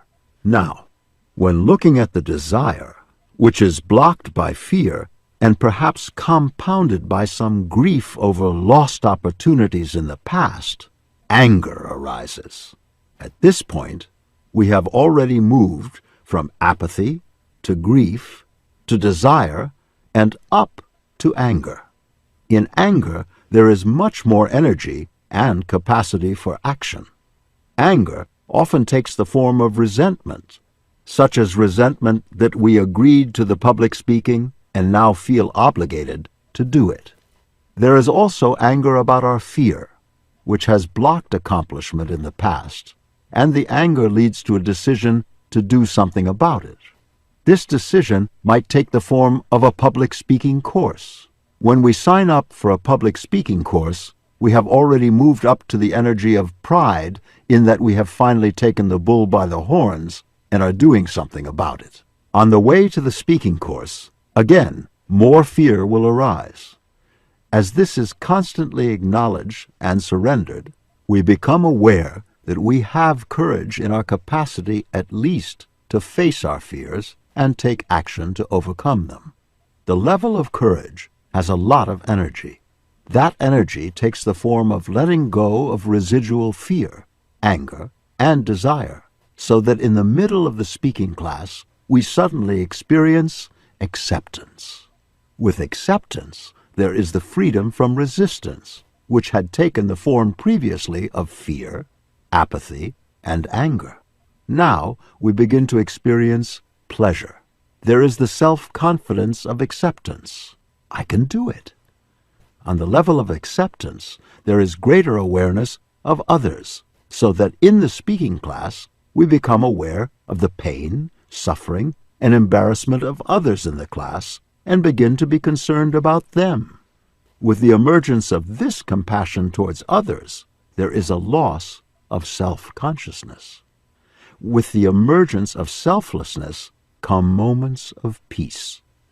On the way home from the class, we experience an inner contentment, a feeling that we have grown, that we have shared with others. In the experience of sharing, we have forgotten ourselves for a few moments and have been more concerned with the happiness of someone else. We take pleasure in the accomplishments of others. In this state, there is a transforming grace, the discovery of our inner compassion, a feeling of connectedness with others, and a compassion for their suffering. With the full development of this progression, we might then share with others how we had a fear of public speaking, the steps we took to overcome it, the success we experienced, the increase of our self-esteem, and the positive changes in our relationships. This entire progression is the basis of a great deal of the power of self-help groups, the sharing of inner experiences from the lowest to the highest levels on the scale of emotions. That which in the beginning seemed formidable and overwhelming has now been surmounted and handled, with resultant increase of aliveness and well-being. This increase in self-esteem then spills over into other areas of life, and the increase in confidence results in greater material abundance and capability in vocational functioning. On this level, love takes the form of sharing and encouraging others, and our activities are constructive instead of destructive. The energy radiated out is then positive and attractive to others, resulting in a constant positive feedback. Once we have experienced this progression up the scale of emotions in any one particular area, we now begin to realize that it can be done in other areas of limitation in our lives. Behind all of the I can'ts are merely I won'ts. The I won'ts mean I am afraid to, or I am ashamed to, or I have too much pride to try, for fear I might fail. Behind that is anger at ourselves and circumstances engendered by pride. Acknowledging and letting go of these feelings brings us up to courage, and with that, finally, acceptance and an inner peacefulness, at least as it regards the area which has been surmounted. Apathy and depression are the prices we pay for having settled for and bought into our smallness. It's what we get for having played the victim and allowed ourselves to be programmed. It's the price we pay for having bought into negativity. It's what results from resisting the part of ourselves that is loving, courageous, and great. It results from allowing ourselves to be invalidated by ourselves or others. It is the consequence of holding ourselves in a negative context.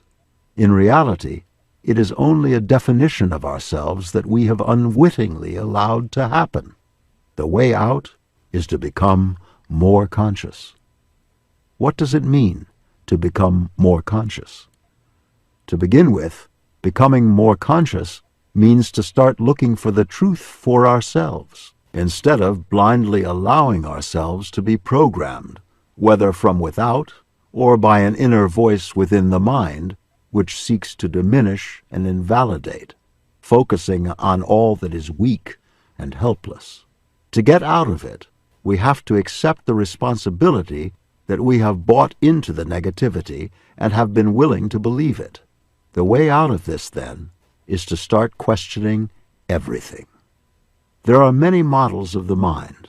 One of the most recent has been that of the computer. We can look at the mind's concepts, thoughts, and belief systems as programs. Because they are programs, they can be questioned, canceled, and reversed. Positive programs can replace negative ones if we so choose. The smaller aspect of ourselves is very willing to accept negative programming.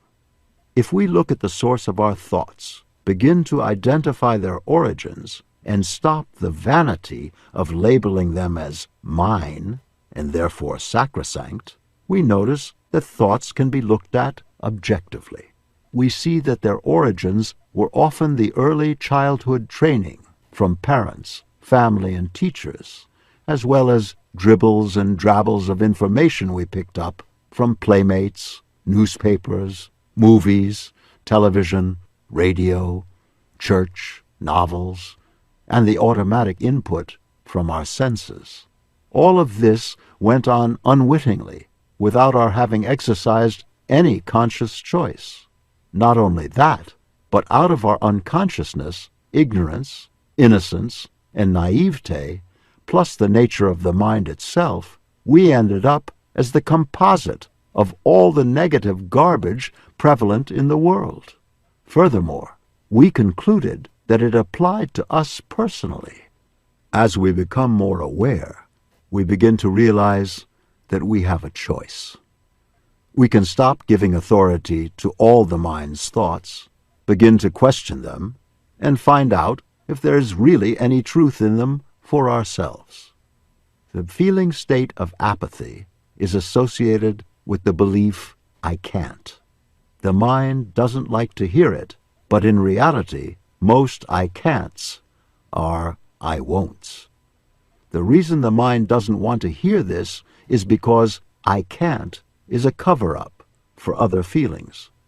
These feelings can be brought to awareness by posing the hypothetical question to oneself, is it true that I won't rather than that I can't? If I accept that I won't, what situations will be brought up, and how do I feel about them? As an example, let's say we have a belief system that we can't dance. We say to ourselves, perhaps that's a cover-up. Maybe the truth is that I don't want to, and I won't. The way we can find out what the feelings are is to envision ourselves as going through the process of learning to dance. As we do that, all of the associated feelings now start to come up. Embarrassment, pride, awkwardness, the sheer effort of learning a new skill, and the reluctance about the time and energy involved. As we replace I can't with I won't, we uncover all of these feelings, which can then be surrendered. We see that learning to dance means we have to be willing to let go of pride. We look at the cost and ask ourselves, am I willing to continue to pay this price? Would I be willing to let go of the fear of not succeeding? Would I be willing to let go of resisting the effort required? Would I be willing to let go of the vanity so that I could allow myself to be awkward as a learner? Could I let go of my stinginess and smallness and be willing to pay for the lessons and give the time?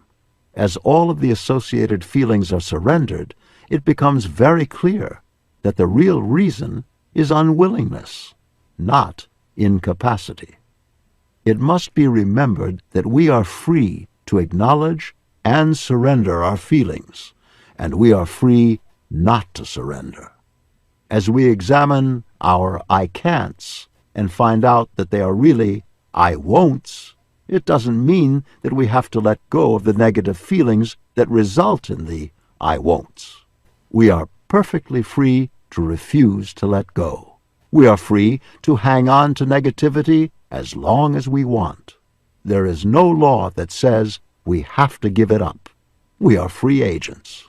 But it makes a big difference in our self-concept to realize that I won't do something is quite a different feeling than to think that I'm a victim and I can't. For instance, we can choose to hate somebody if we want. We can choose to blame them. We can choose to blame circumstances. But being more conscious and realizing that we are freely choosing this attitude puts us in a higher state of consciousness, and therefore closer to greater power and mastery than being the helpless victim of a feeling. Blame. One of the biggest blocks to overcome in getting out of depression and apathy is that of blame. Blame is a whole subject in itself. Looking into it is rewarding. To begin with, there are a lot of payoffs to blame. We get to be innocent, we get to enjoy self-pity, we get to be the martyr and the victim, and we get to be the recipients of sympathy. Perhaps the biggest payoff of blame is that we get to be the innocent victim and the other party is the bad one. We see this game played out in the media constantly, such as the endless blame games dramatized in a multitude of controversies, mudslinging, character assassinations, and lawsuits. In addition to the emotional payoff, blame has considerable financial benefits. Therefore, it is a tempting package to be the innocent victim, as it is often financially rewarded. There was a famous example of this in New York City many years ago. A public conveyance accident occurred. People poured out of the front door of the vehicle, then gathered in a small crowd, furnishing their names and addresses for future financial benefit. Bystanders quickly caught on to the game and secretly climbed into the back of the vehicle so that they could then emerge from the front as injured, innocent victims. They hadn't even been in the accident, but they were going to collect a reward. Blame is the world's greatest excuse. It enables us to remain limited and small without feeling guilty. But there is a cost. the loss of our freedom. Also, the role of victim brings with it a self-perception of weakness, vulnerability, and helplessness, which are the major components of apathy and depression. The first step out of blame is to see that we are choosing to blame. Other people who have had similar circumstances have forgiven, forgotten, and handled the same situation in a totally different way. We earlier saw the case of Viktor Frankl, who chose to forgive the Nazi prison guards and to see a hidden gift in his experience at the concentration camps. Because others, such as Frankl, have chosen not to blame, that option is also open to us. We have to be honest and realize that we are blaming because we choose to blame. This is true, no matter how justified the circumstances may appear to be. It is not a matter of right or wrong. It is merely a matter of taking responsibility for our own consciousness. It is a totally different situation to see that we choose to blame rather than to think that we have to blame. In this circumstance, the mind often thinks, well, if the other person or event is not to blame, then I must be. Blaming others or ourselves is simply not necessary. The attraction of blame arises in early childhood as a daily occurrence in the classroom, playground, and at home among siblings. Blame is the central issue in the endless court proceedings and lawsuits that characterize our society. In truth, blame is just another one of the negative programs that we have allowed our mind to buy because we never stop to question it. Why must something always be someone's fault? Why must the whole concept of wrong be introduced to the situation in the first place? Why must one of us be wrong, bad, or at fault? What seemed like a good idea at the time may not have turned out well. That's all. Unfortunate events may have just happened. To overcome blame, it is necessary to look at the secret satisfaction and enjoyment we get out of self-pity, resentment, anger, and self-excuses, and to begin to surrender all of these little payoffs. The purpose of this step is to move up from being a victim of our feelings to choosing to have them. If we merely acknowledge and observe them, begin to disassemble them, and surrender the component parts, then we are consciously exercising choice.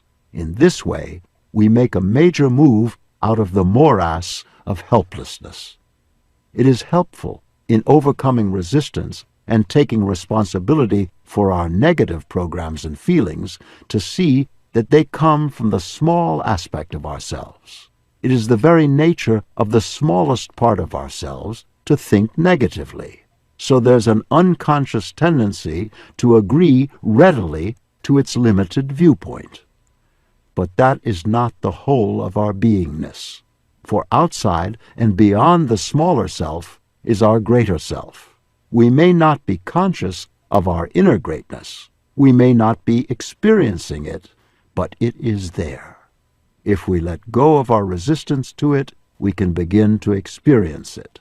Depression and apathy, therefore, result from the willingness to hang on to the small self and its belief systems, plus the resistance to our higher self, which consists of all of the opposites of the negative feelings. It is the nature of the universe that everything in it is represented by its equal and opposite. Thus, the electron's equal and opposite is the positron. Every force has an equal and opposite counterforce. Yin is compensated for by yang. There is fear, but there is also courage. There is hatred, but its opposite is love. There is timidity, but there is also bravery. There is stinginess, but also generosity. In the human psyche, every feeling has its opposite. The way out of negativity is, therefore, the willingness to acknowledge and let go of negative feelings, and at the same time, the willingness to let go of resisting their positive opposite. Depression and apathy are the result of being at the effect of the negative polarity. How does this work in everyday life? Let's look again at the example of someone's birthday that is approaching quickly. Because of things that have happened in the past, we have resentments and feel unwilling to do anything for the birthday. Somehow, it just seems impossible to get out and shop for a birthday present. We resent having to spend the money. The mind conjures up all kinds of justifications. I don't have time to shop.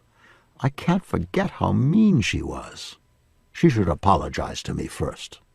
In this case, two things are operating: clinging to the negative and the smallness in ourselves, and resisting the positive and the greatness in ourselves. The way out of apathy is to see, first of all, that I can't is an I won't. In looking at the I won't, we see that it is there because of negative feelings, and as they come up, they can be acknowledged and let go. It is also apparent that we are resisting positive feelings. These feelings of love, generosity, and forgiveness can be looked at one by one. We can sit down and imagine the quality of generosity and let go resisting it. Is there something generous within ourselves? In this case, we may not be willing to apply it to the birthday person in the beginning. What we can begin to see is the existence of such a quality as generosity within our consciousness. We begin to see that, as we let go, resisting the feeling of generosity, there is generosity. We do, in fact, enjoy giving to others under certain circumstances. We begin to remember the positive flood of feeling that comes upon us when we express gratitude and acknowledge the gifts that others have given us. We see that we have really been suppressing a desire to forgive, and as we let go of the resistance to being forgiving, there emerges the willingness to let go of the grievance. As we do this, we stop identifying with our small self and become consciously aware that there is something in us that is greater.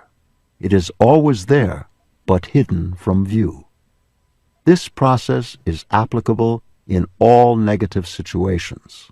It enables us to change the context by which we perceive our current situation. It enables us to give it a new and different meaning. It lifts us up from being the helpless victim to the conscious chooser. In the example given, it doesn't mean that we have to rush out and buy a birthday gift. But it does mean that we are now aware that we are in our current position out of choice. We have total freedom, with greater latitude of action and choice. This is a much higher state of consciousness than the helpless victim who is trapped by a past resentment. One of the laws of consciousness is, we are only subject to a negative thought or belief if we consciously say that it applies to us.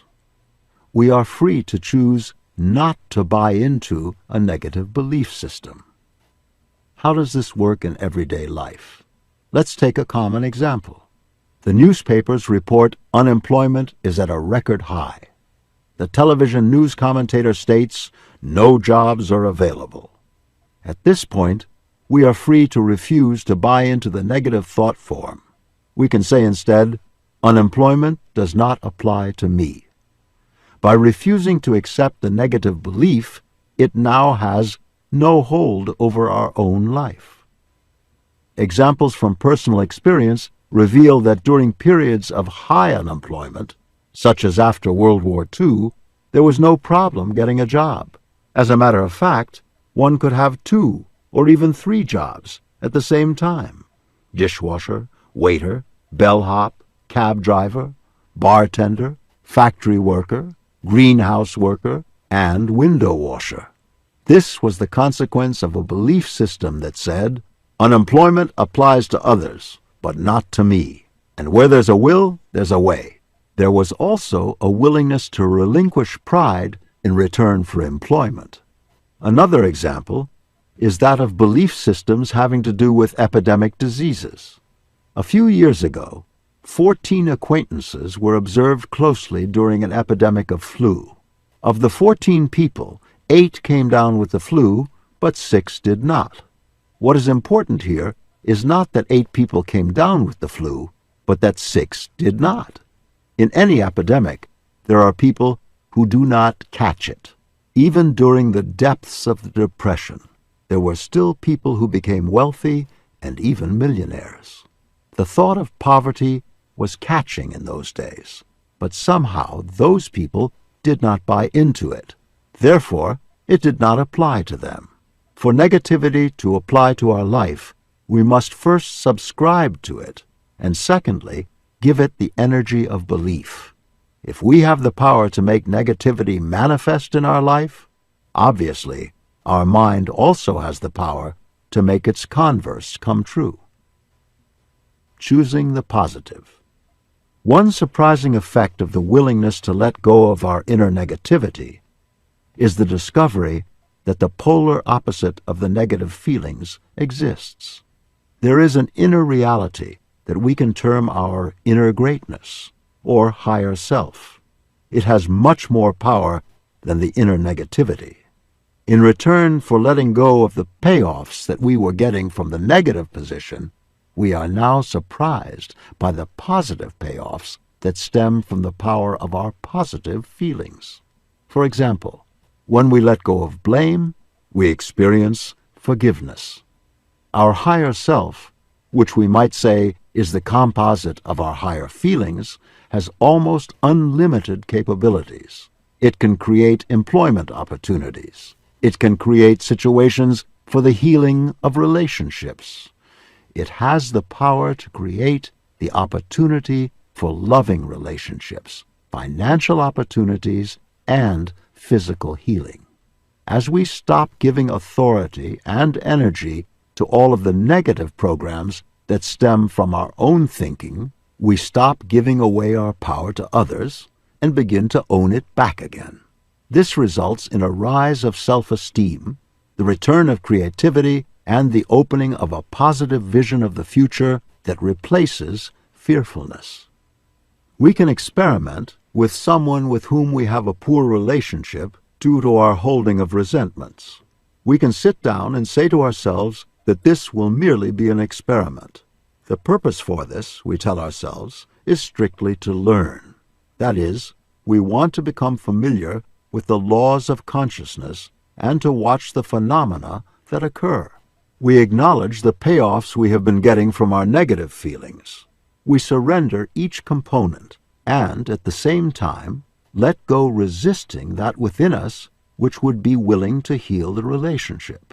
At this point, it is not necessary to have any personal contact with the other person. We are doing this experiment for our own sake and not for them. As we look within ourselves, we ask, what is the anger covering up? Underneath the anger, we are likely to find fear. Aside from the fear, we also find jealousy. We find competitiveness and all the other little components of the feeling complex that have blocked the relationship. The simultaneous letting go of the negative and letting go of resisting the positive result in a shift of inner energies, and there is an accompanying subtle change in our self-esteem. Letting go of our resistance to the willingness to have something positive happen in the relationship is all that is necessary.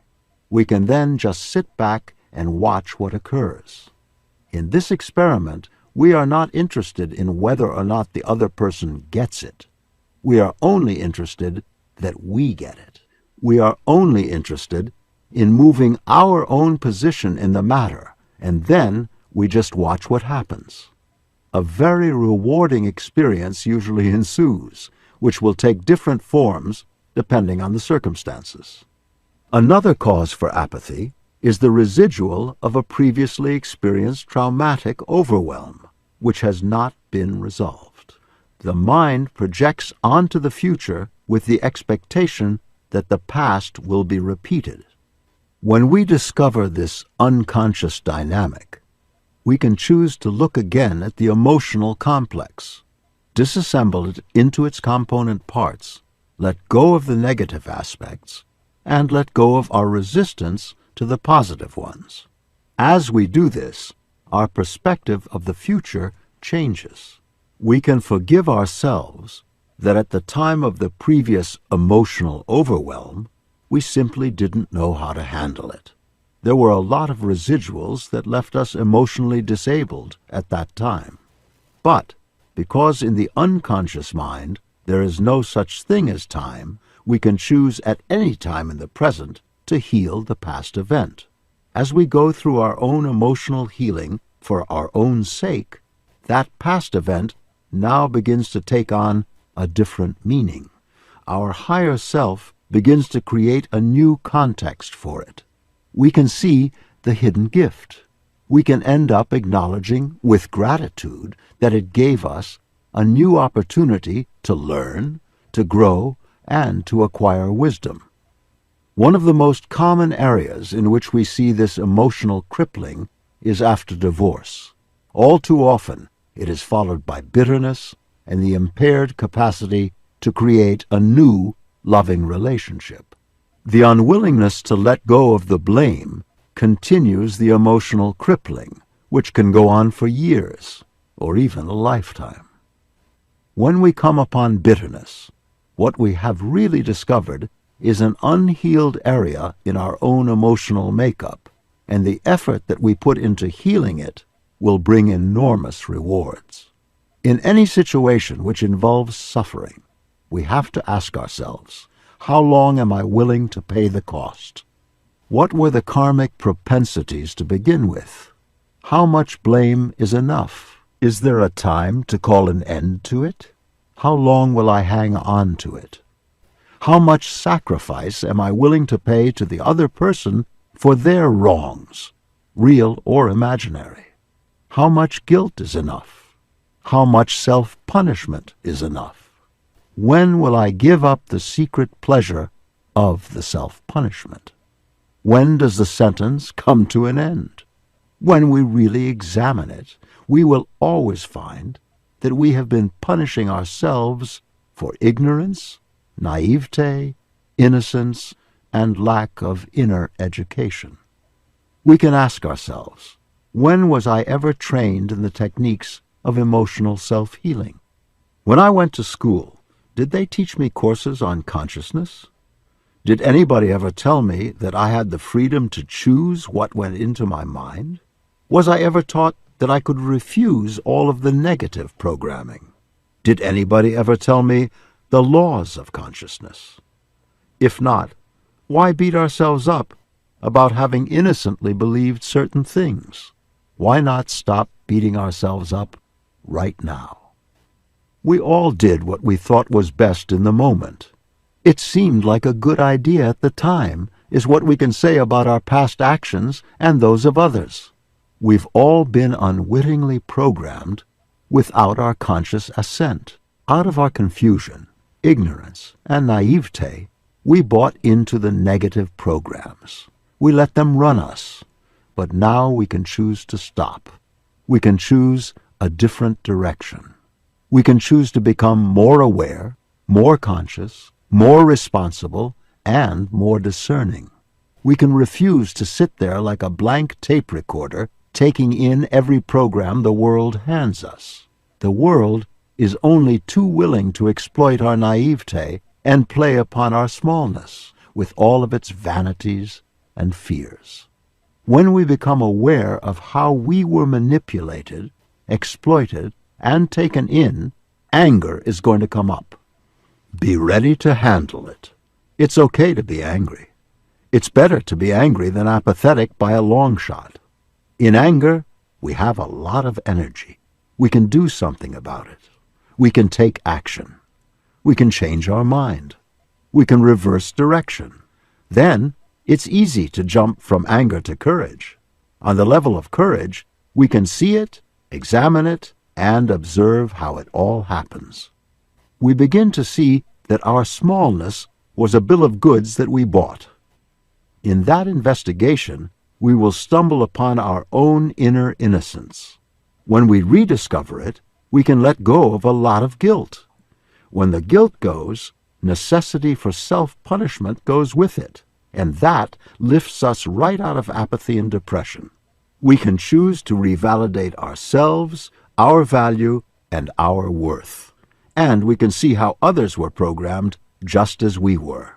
They, too, were doing what they thought was best at the time. We don't have to blame them or ourselves anymore. We can give up the whole blame game as obsolete and ineffectual. The company we keep. Another valuable technique for getting out of apathy, depression, and situations which are predominantly being run by the thought, "I can't," is to choose to be with other persons who have resolved the problem with which we struggle. This is one of the great powers of self-help groups. When we are in a negative state, we have given a lot of energy to negative thought forms, and the positive thought forms are weak. Those who are in a higher vibration are free of the energy from their negative thoughts and have energized positive thought forms. Merely to be in their presence is beneficial. In some self-help groups, this is called hanging out with the winners. The benefit here is on the psychic level of consciousness, and there is a transfer of positive energy and relighting of one's own latent positive thought forms. In some self-help groups, this is called getting it by osmosis. It is not necessary to know how it happens, but merely that it does happen. It is common to witness this phenomenon.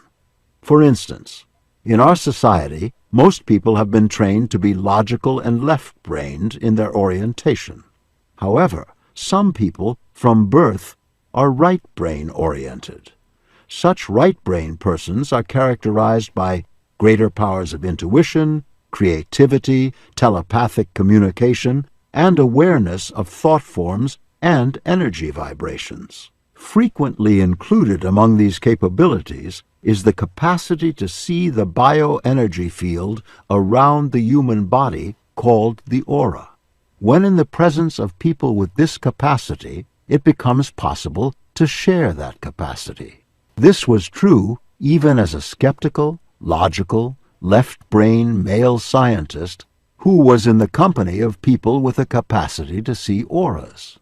Upon following their instructions on how to see the aura, surprisingly, there was indeed a visible field of light around people's heads.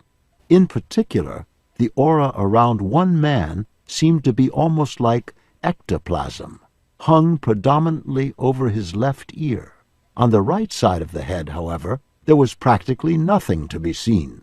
To know whether this phenomenon was real and not coming from the imagination, it was confirmed by poking someone nearby who was adept at seeing auras. She also saw an aura that was very wide on one side and practically absent on the other. The capacity to see auras was available only when in the presence of others with that capacity. Upon leaving the instructional situation where there had been people who could see auras, the capacity was no longer there. In the following years, when in the company of friends who could see auras, the capacity returned. One time, in the presence of a woman psychologist at a clinic, whose job was that of psychic diagnosis by means of observing people's auras and their changing color patterns, there suddenly was the capacity not only to see auras, but also to see them in their scintillating colors and watch the aura change in response to fluctuating emotions. Just by talking with her, that capacity was suddenly available. It is as though when we are in the proximity of the auras of people with certain capacities, some transfer of ability can take place. Simply put, we are either positively or negatively influenced by the company we keep. It is unlikely that we will overcome an inhibition if we choose to be in the company of others who have our same problem. This phenomenon was evident in the case of a divorced woman who came for a consultation. She wanted to know whether or not she should have psychotherapy. Her complaints were a recurrent ulcer and migraine headaches. As the story unfolded, great bitterness over an unfortunately traumatic divorce came forth. She had joined a consciousness-raising feminist group, she said. She described this particular group as almost completely made up of divorced women who were bitter, angry, and hateful of men. As a group, they were getting a lot of payoff from their negativity. In reality, their lives were forlorn and rather pathetic, as they struggled to regain their self-esteem through extremes and marked emotional imbalance. After listening to her story and investigating her life circumstances, it was suggested that instead of psychotherapy, she follow one simple recommendation for a period of 3 months. If it didn't work, then she could reassess the need for psychotherapy. The recommendation was merely to discontinue her association with the group and with her bitter, divorced friends, and instead seek the company of people who had successfully reestablished relationships despite former divorces. At first, she resisted and claimed that she had nothing in common with these group members. Then she acknowledged 2 basic facts. First, it was far more energy-saving to foster relationships with positive people. Secondly, one of the laws of consciousness is that like goes to like. Bitterness attracts bitterness, whereas love attracts love. She asked herself, "Where has my bitterness taken me? Have I gotten anything out of it that is positive and helpful?" As time progressed, she stopped spending time with her group and began to pursue relationships with healthier, more balanced people. In the company of happier people, she had an exhilarated awareness of how much negativity she was holding inside of herself. She began to be aware that she was consciously holding negativity and choosing to hold it, and she began to look at the cost of such negativity. Her whole social life changed. She became smiling and happier. Her migraine headaches disappeared. Eventually, she fell in love again and joked that falling in love was the best cure she had ever discovered for an ulcer. If we find ourselves in the state of apathy, we can discover the underlying program by asking ourselves what we are trying to prove. Are we trying to prove that life is rotten? That this is a hopeless world? That it wasn't our fault? That one can't find love? That happiness is impossible? What are we trying to justify? How much are we willing to pay to be right? As we acknowledge and let go of the feelings that arise in response to these questions, the answers begin to appear. Chapter 5. Grief.